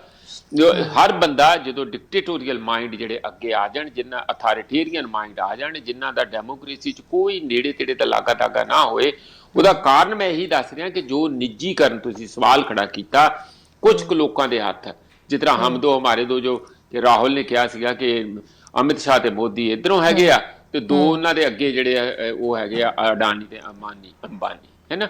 ਤੇ ਉਸ ਕਰਕੇ ਇਹ ਜਿਹੜਾ ਸਾਰਾ ਚੱਲ ਰਿਹਾ ਨਾ ਪ੍ਰਾਈਵੇਟਾਈਜੇਸ਼ਨ ਦਾ ਕਰਨ ਦਾ, ਹੁਣ ਮੈਂ ਆ ਜਾਣਾ ਸਿੱਧਾ ਬੈਂਕਾਂ ਦੇ ਉੱਤੇ ਇਹ ਭੂਮਿਕਾ ਤੋਂ ਬਾਅਦ। ਬੈਂਕਾਂ ਪਹਿਲਾਂ ਤੇ 14 ਬੈਂਕਾਂ ਇਹਨਾਂ ਨੇ ਉਹਨਾਂ ਦੀ ਵਿਲੇ ਕਹਿੰਦੇ ਹਿੰਦੀ ਚ ਕਰਨਾ, ਜਾਣੀ ਉਹਨਾਂ ਨੂੰ ਮਰਜਰ ਕਰ ਦਿੱਤਾ ਦੂਜੀਆਂ ਬੈਂਕਾਂ ਦੇ ਵਿੱਚ ਮਿਲਾ ਕੇ। ਉੱਥੇ ਬੜਾ ਉਦੋਂ ਵੀ ਰੌਲਾ ਪਿਆ ਲੋਕਾਂ 'ਚ ਮੱਚ ਗਿਆ ਕਿ ਉਹ ਜਿਹੜੇ ਲੋਕ ਉਹਨਾਂ ਦੇ ਵਿੱਚ ਹੋਣਗੇ ਪਹਿਲਾਂ ਦੇ ਕੰਮ ਕਰਦੇ ਉਹ ਕੀ ਬਾਹਰ ਕੱਢਣਗੇ ਕਿ ਰੱਖ ਦੇਣਗੇ, ਉਹਨਾਂ ਦੀਆਂ ਬਿਲਡਿੰਗਾਂ ਦਾ ਕੀ ਬਣੂ, ਕੁਛ ਨਾ ਕੁਛ ਕਰਾ ਕੇ ਉਹ ਤੇ ਇਹਨਾਂ ਨੇ ਕਰਤਾ। ਬਹੁਤਾ ਕੋਈ ਉਦੋਂ ਪ੍ਰੋਟੈਸਟ ਹੋਏ ਨਹੀਂ, ਮਾਹੌਲ ਜਿਹਾ ਸੀ ਕਿ ਜ਼ੋਰ ਚੱਪਾ ਉਹਨਾਂ ਦਾ ਬਹੁਤਾ ਲੱਗ ਨਹੀਂ ਸਕਿਆ, ਦਾ ਨਹੀਂ ਲੱਗ ਸਕਿਆ ਇੰਜ ਕਹ ਲਓ। ਹੁਣ ਉਦੋਂ ਅੱਗੇ ਬੈਂਕਾਂ ਦਾ ਨੰਬਰ ਤੇ ਗਿਆ ਘੱਟ, ਕਿਉਂਕਿ 14 ਬੈਂਕਾਂ ਜਿਹੜੀਆਂ ਪਬਲਿਕ ਸੈਕਟਰ ਬੈਂਕਾਂ, ਮੈਂ ਇੱਥੇ ਵੀ ਦੱਸਣਾ ਚਾਹੁੰਦਾ ਕਿ ਜਿਹੜੀਆਂ ਇਹ ਬੈਂਕਾਂ ਦਾ ਕੌਮੀਕਰਨ ਹੋਇਆ ਸੀ, ਜਿਹਨੂੰ ਨੈਸ਼ਨਲਾਈਜੇਸ਼ਨ ਆਫ ਪ੍ਰਾਈਵੇਟ ਬੈਂਕਸ ਹੋਇਆ ਸੀ, ਇਹ 50 ਸਾਲ ਪਹਿਲਾਂ ਇੰਦਰਾ ਗਾਂਧੀ ਨੇ ਉਦੋਂ ਕੀਤਾ ਸੀਗਾ। ਉਹਦਾ ਪਰਪਸ ਇਹ ਸੀਗਾ ਕਿ ਜੇ ਤੁਸੀਂ ਵਿਕਾਸ ਕਰਨਾ ਹੈਗਾ, ਜੇ ਵਿਕਾਸ ਕਰਨਾ ਹੈਗਾ ਦੇਸ਼ ਦਾ ਤੇ ਗਰੀਬ ਤੱਕ ਪੈਸੇ ਪਹੁੰਚਾਉਣੇ ਆ, ਤਾਂ ਫਿਰ ਜਿਸ ਤਰ੍ਹਾਂ ਯੂਕੋ ਬੈਂਕ ਜਾਂ ਹੋਰ rural development bank, cooperative societies, ਹੋਰ ਸਾਰੇ ਹਵਾਲਾ ਦਿੱਤਾ ਸੀਗਾ ਕਿ ਉਹ ਬੈਂਕਾਂ ਕੰਮ ਸਹੀ ਨਹੀਂ ਕਰ ਰਹੀਆਂ, ਲੋਕਾਂ ਦੇ ਹਿੱਤ ਲਈ ਉਹ ਬੈਂਕਾਂ ਜਿਹੜੀਆਂ ਉਹ ਨਹੀਂ ਹੈ, ਸਮਾਜਿਕ ਤੌਰ ਦੇ ਉੱਤੇ ਉਹ ਕੰਮ ਨਹੀਂ ਕੀਤਾ ਜਾ ਰਿਹਾ ਜਿਸ ਨਾਲ ਲੋਕਾਂ ਨੂੰ ਫਾਇਦਾ ਹੋਵੇ। ਉਹ ਇਹ ਸੋਚ ਕੇ ਪ੍ਰੋਫੈਸਰ ਸਾਹਿਬ ਉਸ ਟਾਈਮ ਤੇ ਇੰਦਰਾ ਗਾਂਧੀ ਨੇ ਫੈਸਲਾ ਲਿਆ ਸੀ। ਬਿਲਕੁਲ ਇਹੀ ਹੁੰਦਾ ਹੈ ਨਾ ਕਿ ਦੇਖੋ ਜਿਹੜਾ ਪ੍ਰਾਈਵੇਟ ਬੰਦਾ ਉਹਦਾ ਹਿੱਤ ਕੀ ਹੁੰਦਾ, ਬੰਦਾ ਹੋਏ ਜਾਂ ਕੰਪਨੀ ਹੋਏ, ਪੈਸਾ ਕਮਾਉਣਾ, ਭਾਵੇਂ ਖੇਹ ਵਿੱਚ ਹੋਵੇ, ਭਾਵੇਂ ਲੋਕਾਂ ਦੀ ਸਿਹਤ ਖਰਾਬ ਹੋ ਜੇ, ਲੋਕਾਂ ਨੂੰ ਮਾਰ ਕੇ ਵੀ ਖੂਨ ਚੂਸ ਕੇ ਵੀ ਪੈਸੇ ਬਣਦੇ ਹੋਣ ਤੇ ਉਹ ਬਣਾਉਂਦੇ ਆ। ਮਤਲਬ ਹੱਡੀਆਂ ਵੇਚ ਦੇਣਗੇ ਲੋਕਾਂ ਦੀਆਂ, ਉਹਨਾਂ ਦਾ ਹੋਰ ਬੋਡੀ ਪਾਰਟ ਵੇਚ ਦੇਣਗੇ, ਇਸ ਕਿਸਮ ਦਾ ਕੰਮ ਤੁਹਾਡੇ ਸਾਹਮਣੇ ਹੁੰਦਾ ਵਾ। ਕਿਡਨੀਆਂ ਨਹੀਂ ਵਿਕਦੀਆਂ, ਅੱਖਾਂ, ਸਾਰਾ ਕੁਝ, ਖੂਨ ਤੁਹਾਡਾ ਵਿਕਦਾ ਹੀ ਆ, ਸਾਰਾ ਕੁਝ ਬੋਡੀ ਪਾਰਟਸ ਹੀ ਹੋ ਗਏ ਸਾਰੇ। ਤੇ ਇਹ ਜਿਹੜੀਆਂ ਕੰਪਨੀਆਂ ਦਾ ਜਿਹੜਾ ਪ੍ਰਾਈਵੇਟ ਲੋਭ ਆ ਨਾ, ਲਾਲਚ ਆ, ਇਹ ਪੁੱਛੋ ਹੀ ਨਾ ਇੰਨਾ ਤਬਾਹ ਕੌਣ ਹੁੰਦਾ। ਉਸੇ ਤੋਂ ਹੀ ਬਚਣ ਲਈ ਆਮ ਬੰਦਾ ਜਿਹੜਾ ਆ, ਜਿਹਨੂੰ 5000 ਰੇੜੇ ਵਾਲੇ ਨੂੰ ਚਾਹੀਦਾ, 2000 ਸਾਈਕਲ ਦੇ ਪੰਚਰ ਲਾਉਣ ਵਾਲੇ ਨੂੰ ਚਾਹੀਦਾ, 20000 ਕਿਸੇ ਨੂੰ ਹੋਰ ਚਾਹੀਦਾ ਵਾ ਕੋਈ ਛੋਟਾ ਮੋਟਾ ਕੰਮ ਸ਼ੁਰੂ ਕਰਨ ਲਈ, ਕਿਸੇ ਨੂੰ 1 ਲੱਖ ਰੁਪਇਆ ਚਾਹੀਦਾ ਆਪਣਾ ਟੈਂਪੂ ਲਈ ਸ਼ੁਰੂ ਚ, ਬਾਕੀ ਹੌਲੀ ਹੌਲੀ ਉਹਨੂੰ ਕਰਕੇ, ਹੈ ਨਾ। ਇਹ ਜਿਹੜੇ ਕੰਮ ਸੀ ਇਹ ਬੈਂਕਾਂ ਕਰਦੀਆਂ ਸੀਗੀਆਂ ਤੇ ਜਿਹੜੀਆਂ ਨਿੱਜੀ ਬੈਂਕਾਂ ਨਹੀਂ ਸੀ ਇਹਦੇ ਚ ਪੈਂਦੀਆਂ, ਕਿਉਂਕਿ ਇਹਦੇ ਚ ਕੀ ਆ ਕਿ ਬਹੁਤ ਸਾਰੇ ਬੰਦਿਆਂ ਨੂੰ ਤੁਹਾਨੂੰ ਡੀਲ ਕਰਨਾ ਪੈਂਦਾ, ਜਾਣੀ ਲੱਖਾਂ ਬੰਦਿਆਂ ਨੂੰ, ਕਰੋੜਾਂ ਬੰਦਿਆਂ ਨੂੰ ਤੁਹਾਨੂੰ ਡੀਲ ਕਰਨਾ ਪਊ।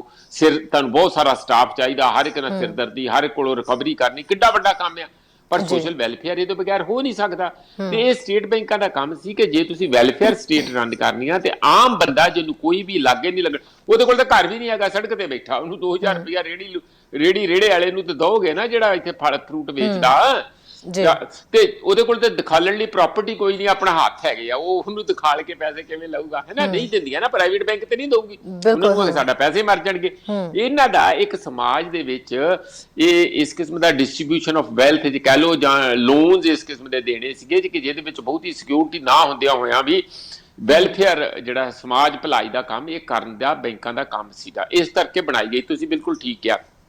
ਮੈਂ ਇਹ ਕਹਿਣਾ ਅੱਜ ਜਿਹੜੀ ਏਡੀ ਵੱਡੇ ਪੱਧਰ ਤੇ ਹੜਤਾਲ ਹੋ ਰਹੀ ਹੈ, ਇਹਦੇ ਚ 10 ਲੱਖ EMPLOYE ਸ਼ਾਮਲ ਆ, 2 ਦਿਨ ਹੜਤਾਲ ਹੋ ਗਈ ਹੈ, 2 ਬੈਂਕਾਂ ਨੂੰ ਇਹ ਪ੍ਰਾਈਵੇਟਾਈਜ਼ ਕਰਨ ਜਾ ਰਹੇ ਆ। ਤੇ ਜਦੋਂ ਇੰਨਾ ਵਾਬਰੋਲਾ ਦੇਖਿਆ ਤੇ ਨਿਰਮਲਾ ਸੀਤਾਰਮਨ ਡਰ ਗਈ, ਮੈਂ ਤੇ ਡਰ ਗਈ ਕਹੂੰਗਾ। ਉਹਦਾ ਅੱਜ ਬਿਆਨ ਹੁਣੇ ਆ ਗਿਆ ਹੈ ਕਿ ਦੇਖੋ ਤੁਸੀਂ ਚਿੰਤਾ ਨਾ ਕਰੋ, ਅਸੀਂ ਬਹੁਤਾ ਕੁਝ ਨਹੀਂ ਕਰਨਾ, ਥੋੜਾ ਬਹੁਤ ਛਾਂਗਣ ਮੰਗਣ ਕਰਕੇ ਹਟ ਜਾਾਂਗੇ।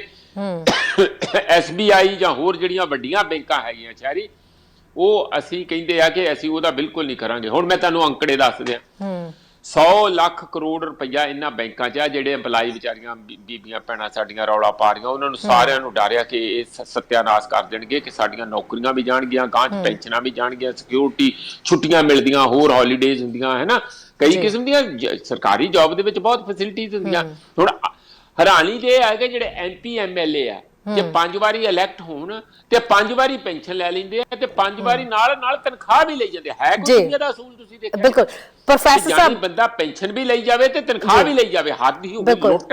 ਤੇ ਜਿਹੜੇ ਵਿਚਾਰੇ ਆ EMPLOYE ਹੈਗੇ, ਮੈਂ ਇੰਨੀ ਗੱਲੇ ਕਹਿਣੇ ਆ, ਤੁਸੀਂ ਵਿੱਚ ਕਾਲ ਲੈ ਲਿਓ, ਕਿ ਜਿਹੜੇ ਇਹ ਬੰਦੇ ਆ ਉਹ ਵਿਚਾਰੇ ਆਪਣੀ ਨੌਕਰੀ ਵੀ ਨਹੀਂ ਕਰ ਸਕਦੇ, ਪੇਟ ਨਹੀਂ ਪਾਲ ਸਕਦੇ, ਤੇ ਬੜਾ ਧੱਕਾ। ਹਾਂਜੀ ਬਿਲਕੁਲ ਖੈਰ ਮੇਰੇ ਕਾਲਰਸ ਦੀ ਇਸ ਵੇਲੇ ਕਾਲ ਹੁਣ ਉਹਨਾਂ ਦੀ ਕੱਟੀ ਗਈ। ਪਲੀਜ਼ ਜਿਹੜੇ ਕਾਲਰ ਆਪਣੇ ਕਾਲ ਕਰ ਰਹੇ ਸੀਗੇ ਮੈਂ ਉਹਨਾਂ ਨੂੰ ਕਹਾਂਗੀ ਤੁਸੀਂ ਦੁਬਾਰਾ ਕਾਲ ਕਰ ਸਕਦੇ ਹੋ। ਪ੍ਰੋਫੈਸਰ ਸਾਹਿਬ ਉਹਨਾਂ ਨੇ ਕਾਲ ਕਰ ਹੀ ਦਿੱਤੀ ਹੈ। ਜੀ ਸਤਿ ਸ਼੍ਰੀ ਅਕਾਲ ਜੀ। ਸਤਿ ਸ਼੍ਰੀ ਅਕਾਲ ਜੀ। ਜੀ ਸਰ ਤੁਸੀਂ ਕੌਣ ਬੋਲ ਰਹੇ ਹੋ ਜੀ? ਸ਼ੋਅ ਦੇ ਵਿੱਚ ਇਸ ਵੇਲੇ ਹੋ, ਕੀ ਕਹਿਣਾ ਚਾਹੋਗੇ? ਹਾਂ ਜੀ, ਮੈਂ ਜਸਪਾਲ ਸਿੰਘ ਕੈਨੇਡਾ ਤੋਂ ਬੋਲ ਰਿਹਾ, ਸਰੀ ਤੋਂ। ਜੀ ਜਸਪਾਲ ਜੀ ਕੀ ਕਹਿਣਾ ਚਾਹੋਗੇ ਸਰ? ਹਾਂ ਜੀ, ਮੈਂ ਪ੍ਰੋਫੈਸਰ ਸਾਹਿਬ ਨੂੰ ਪੁੱਛਣਾ ਚਾਹੁੰਦਾ ਵੀ ਜਿੱਦਾਂ ਦੂਜੀਆਂ ਪਾਰਟੀਆਂ ਦਾ ਧਿਆਨ ਸਾਰਾ ਇਲੈਕਸ਼ਨਾਂ ਵੱਲ ਚਲੇ ਗਿਆ, ਕਿਸਾਨ ਦੇ ਮੁੱਦੇ ਤੋਂ ਉਹਨਾਂ ਦੀ ਕੋਈ ਪਰਵਾਹ ਨਹੀਂ ਹੈ। ਇਸ ਤਰ੍ਹਾਂ ਕਿਸਾਨਾਂ ਨੂੰ ਵੀ ਮੇਰਾ ਸਿਆਸੀ ਨੇ ਕਿਸਾਨਾਂ ਨੂੰ ਵੀ ਕਹਿਣਾ ਚਾਹੀਦਾ ਜੇ ਤੁਹਾਨੂੰ ਸਾਡੀ ਕੋਈ ਪਰਵਾਹ ਨਹੀਂ ਤਾਂ ਅਸੀਂ ਵੀ ਇਲੈਕਸ਼ਨਾਂ 'ਚ ਕੁੱਦਾਂਗੇ। ਉਹਨਾਂ ਨੂੰ ਕਹਿਣਾ ਚਾਹੀਦਾ ਇਸ ਵੇਲੇ ਕੋਈ ਵੀ ਪਾਰਟੀ ਜਾਂ ਕਿਸਾਨ ਪਾਰਟੀ ਬਣਾ ਕੇ ਇਲੈਕਸ਼ਨਾਂ ਅਨਾਉਂਸ ਕਰਨਾ ਚਾਹੀਦਾ ਵੀ ਜੇ ਤੁਹਾਨੂੰ ਪਰਵਾਹ ਨਹੀਂ ਤਾਂ ਅਸੀਂ ਵੀ ਰਾਜਨੀਤੀ ਵਿੱਚ ਹਿੱਸਾ ਲਵਾਂਗੇ। ਫਿਰ ਦੇਖੋ ਉਹਨਾਂ ਨੂੰ ਕਿੱਦਾਂ ਭੱਜਣਾ ਪੈਂਦੀਆਂ। ਇਸ ਵੇਲੇ ਲੱਗਦਾ ਇਹ ਆ ਉਹਨਾਂ ਦਾ ਆਪਣਾ ਗੱਡੀਆਂ ਦਾ ਫਿਕਰ ਹੈ ਜਾਂ ਇਲੈਕਸ਼ਨ ਦਾ ਫਿਕਰ ਹੈ ਜਾਂ ਪਾਰਟੀਆਂ ਨੂੰ ਆਪਣੀ ਜਿੱਤ ਦਾ ਫਿਕਰ ਹੈ। ਕਿਸਾਨਾਂ ਦਾ ਮੁੱਦਾ ਤਾਂ ਉਹਨਾਂ ਨੂੰ ਲੱਗਦਾ ਵੀ ਹੈ ਹੀ ਨਹੀਂ। ਇੱਕ ਬੀਜੇਪੀ ਇਕੱਲੀ ਕਿਸਾਨਾਂ ਦੀ ਦੁਸ਼ਮਣ ਨਹੀਂ ਹੈਗੀ, ਪੰਜਾਬ ਵਿੱਚ ਪਾਰਟੀਆਂ ਵੀ ਹੈਗੀਆਂ ਜਿਹੜੇ ਕਿਸਾਨਾਂ ਦੇ ਮੁੱਦੇ, ਕਿਸਾਨਾਂ ਦਾ ਜਿਹੜਾ ਅੰਦੋਲਨ ਹੈ ਉਹਨੂੰ ਫੇਲ ਕਰਦੇ ਤੁਲੀਆਂ ਪਈਆਂ। ਇਹ ਜਿਹੜੇ ਦੁਖੀ ਦੁਸ਼ਮਣ ਆ ਪਤਾ ਹੈਗਾ ਹੁਣ ਸਾਰਿਆਂ ਨੂੰ, ਪਰ ਇਹ ਉੱਪਰੋਂ ਉਹਨਾਂ ਦਾ ਸਿੰਪਥੀ ਕਰਦੇ ਆ। ਜੀ ਹਾਂਜੀ ਬਿਲਕੁਲ ਜੀ। ਦੂਜਾ ਮੈਂ ਗੱਲ ਕਰਨਾ ਚਾਹੁੰਦਾ ਵੀ ਹੁਣ ਜਿਹੜਾ ਅੰਦੋਲਨ ਜਿਹੜਾ ਹੈਗਾ ਵੀ ਜਿੱਦਾਂ ਹੁਣ ਬੀਜੇਪੀ ਨੂੰ ਕੋਈ ਪਰਵਾਹ ਨਹੀਂ, ਬੀਜੇਪੀ ਦੇ ਤੁਸੀਂ ਹੁਣ ਵੇਟ ਨਾ ਕਰੋ, ਇਹਨਾਂ ਨੂੰ ਵੇਟ ਨਹੀਂ ਕਰਨੀ ਚਾਹੀਦੀ 2 ਮਈ ਦੀ। ਹੁਣ ਕੋਈ ਹੋਰ ਤਿੱਖਾ ਮੂਵਮੈਂਟ ਸ਼ਾਂਤਮਈ ਕਰਨਾ ਚਾਹੀਦਾ। ਦਿੱਲੀ ਨੂੰ ਜ਼ਰੂਰੀ ਨਹੀਂ ਵੀ ਟਰੈਕਟਰਾਂ ਤੇ ਜਾਣਾ ਹੈ, ਤੁਸੀਂ ਪੈਦਲ ਚੱਲ ਕੇ ਵੀ ਬੀਬੀਆਂ ਨੂੰ ਨਾਲ ਲੈ ਕੇ ਤੁਰੋ ਤੇ ਇਹਨਾਂ ਦੀ ਹਿੰਮਤ ਹੀ ਪਊਗੀ ਉਹਨਾਂ ਦੇ ਉੱਤੇ ਕੁਝ ਚੱਦਰ ਕਰਨ ਦੀ। ਜਦਕਿ ਉਹਨਾਂ ਦਾ ਧਿਆਨ ਜਿਹੜਾ ਆ ਤੁਸੀਂ ਆਪਣੇ ਵੱਲ ਖਿੱਚੋ।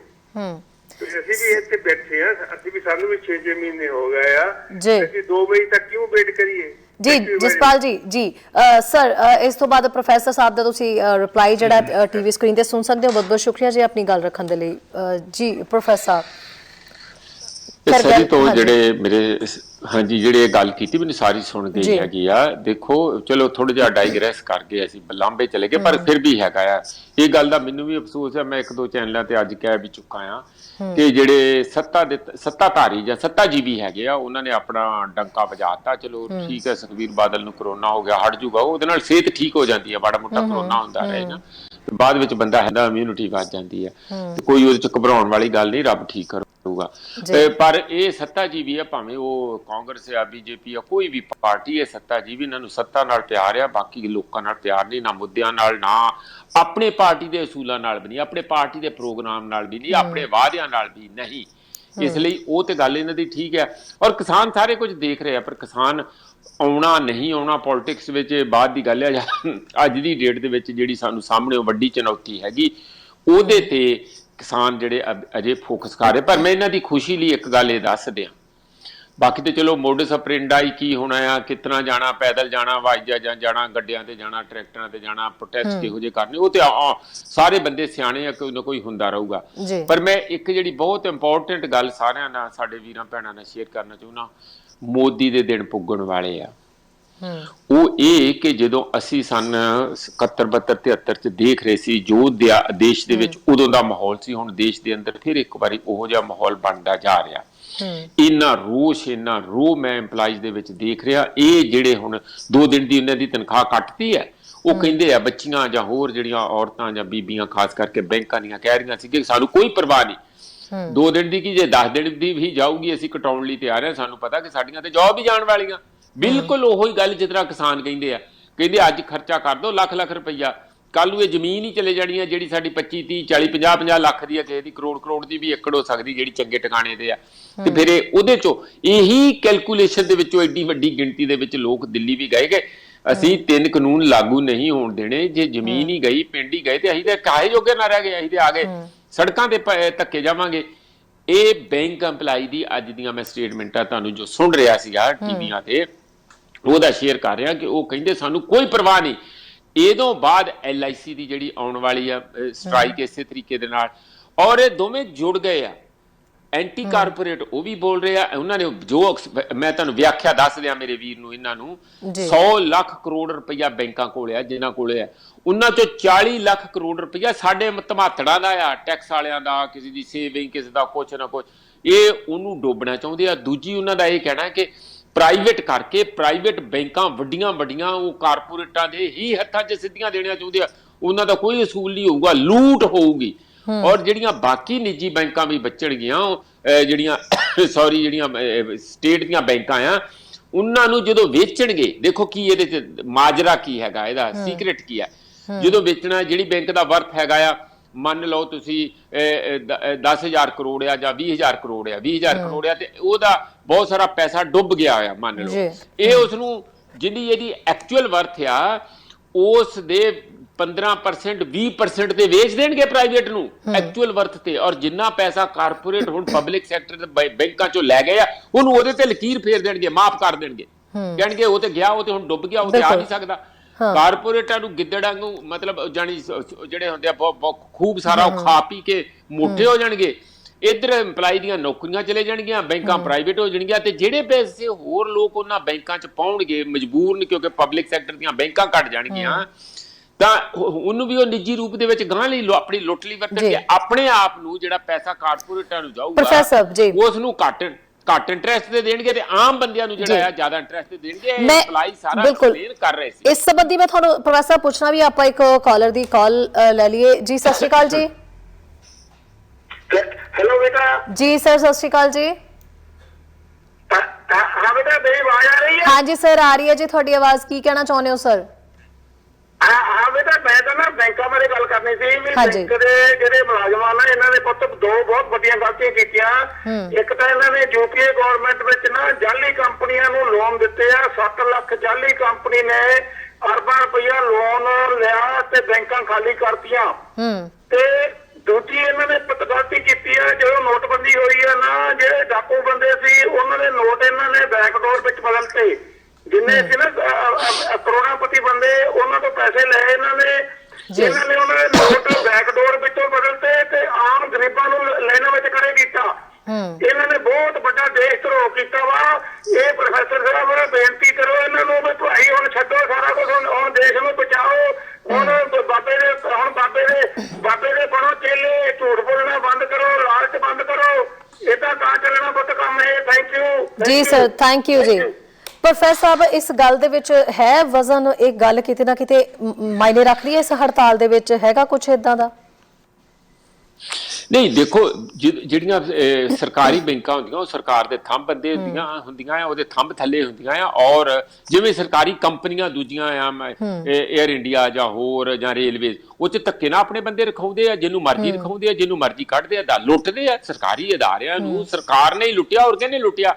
ਇਹ ਬੈਂਕਾਂ ਨੂੰ ਵੀ ਬਾਂਹ ਮਰੋੜ ਕੇ ਉਹਨਾਂ ਤੋਂ ਕੰਮ ਲੈਂਦੇ ਆ, ਕਿਉਂਕਿ ਉਹ ਸਰਕਾਰ ਨੇ ਨਿਯੁਕਤ ਕੀਤੇ ਹੁੰਦੇ ਆ ਬੰਦੇ ਜਿਹੜੇ ਬੈਂਕਾਂ ਦਾ ਕੋਈ ਇੰਡੀਪੈਂਡੈਂਟ ਐਮਪਲਾਇਮੈਂਟ ਤੇ ਹੈ ਨਹੀਂਗਾ। ਉਹ ਸਰਕਾਰ ਦੇ ਅਦਾਰੇ ਹੀ, ਜਿਹੜੀ ਮਿਨਿਸਟਰੀ ਆਫ ਫਾਈਨੈਂਸ ਉਹਨਾਂ ਨੂੰ ਨੌਕਰੀਆਂ ਦਿੰਦੀ ਜਾਂ ਹੋਰ ਕਰਦੀ ਸਾਰਾ। ਇਸ ਕਰਕੇ ਜਿਹੜੇ ਸਰਕਾਰ ਦੇ ਥੱਲੇ ਆ, ਉਹ ਸਰਕਾਰ ਦੇ ਉੱਤੇ ਜੋ ਉਹਨਾਂ ਨੂੰ ਇਸ਼ਾਰਾ ਜਾਂ ਉਤੋਂ ਫੋਨ ਹੁੰਦੇ ਆ, ਉਹ ਉਂਝ ਹੀ ਕਰਦੇ ਆ। ਆਰਬੀਆਈ ਤੋਂ ਉਹਨਾਂ ਨੇ, ਇਹਨਾਂ ਦੇ ਕੋਲ ਬੈਂਕਾਂ ਕੋਲ ਉਹਨਾਂ ਨੂੰ ਨੋਟ ਐਕਸਚੇਂਜ ਕਰਨ ਦੀ ਕੀ ਲੋੜ ਹੈ? ਆਰਬੀਆਈ ਤੋਂ ਸਿੱਧੇ ਟਰੱਕਾਂ ਦੇ ਟਰੱਕ ਪੈਸੇ ਲੈ ਸਕਦੇ ਸੀ, ਲਏ ਵੀ ਹੋਣਗੇ। ਸੌਰੀ, ਆਰਬੀਆਈ ਤੋਂ ਜਦੋਂ ਨੋਟਬੰਦੀ ਹੋਈ ਆ, 2-2000 ਦੇ ਨੋਟ ਇਸੇ ਕਰਕੇ, ਪਹਿਲਾਂ 1000 ਤੇ 500 ਦੇ ਨੋਟ ਹੁੰਦੇ ਸੀ, 1000 ਦਾ ਉਹਨਾਂ ਨੇ ਕੱਢਤਾ, 500 ਦਾ ਰੱਖਿਆ ਤੇ 2000 ਦੇ ਉਹਦੀ ਜਗ੍ਹਾ ਲੈਂਦੇ। ਇਹ ਕਿਉਂ ਲਿਆਂਦੇ, ਤੁਸੀਂ ਸੋਚਿਆ ਕਦੀ? ਇਸੇ ਕਰਕੇ ਕਿ ਜਦੋਂ ਉਹਨਾਂ ਨੇ ਜ਼ਖੀਰੇਬਾਜ਼ੀ ਨੋਟਾਂ ਦੀ ਕਰਨੀ ਸੀ, ਜਮਾ ਕਰਨੇ ਸੀਗੇ, ਜਿਹੜੇ ਕਿ ਬਲੈਕ ਮਨੀ ਸੀ, ਬਲੈਕ ਮਨੀ ਤੇ ਪੈਰਲਲ ਸੀਗਾ, ਬਹੁਤ ਜ਼ਿਆਦਾ ਵੱਡਾ ਸੀ, ਕਿੱਥੇ ਗਿਆ? 16,000 ਕਰੋੜ ਰੁਪਏ ਦਾ ਸਿਰਫ ਗੈਪ ਨਿਕਲਿਆ। ਉਹਦੇ ਨਾਲ ਵੱਧ ਤੇ ਨੋਟਾਂ ਦੀ ਨਵੀਆਂ ਦੀ ਛਪਾਈ ਦੇ ਪੈਸੇ ਖਰਚ ਆ ਗਏ, ਕੁਝ ਨਹੀਂ ਨਿਕਲਿਆ ਨਾ।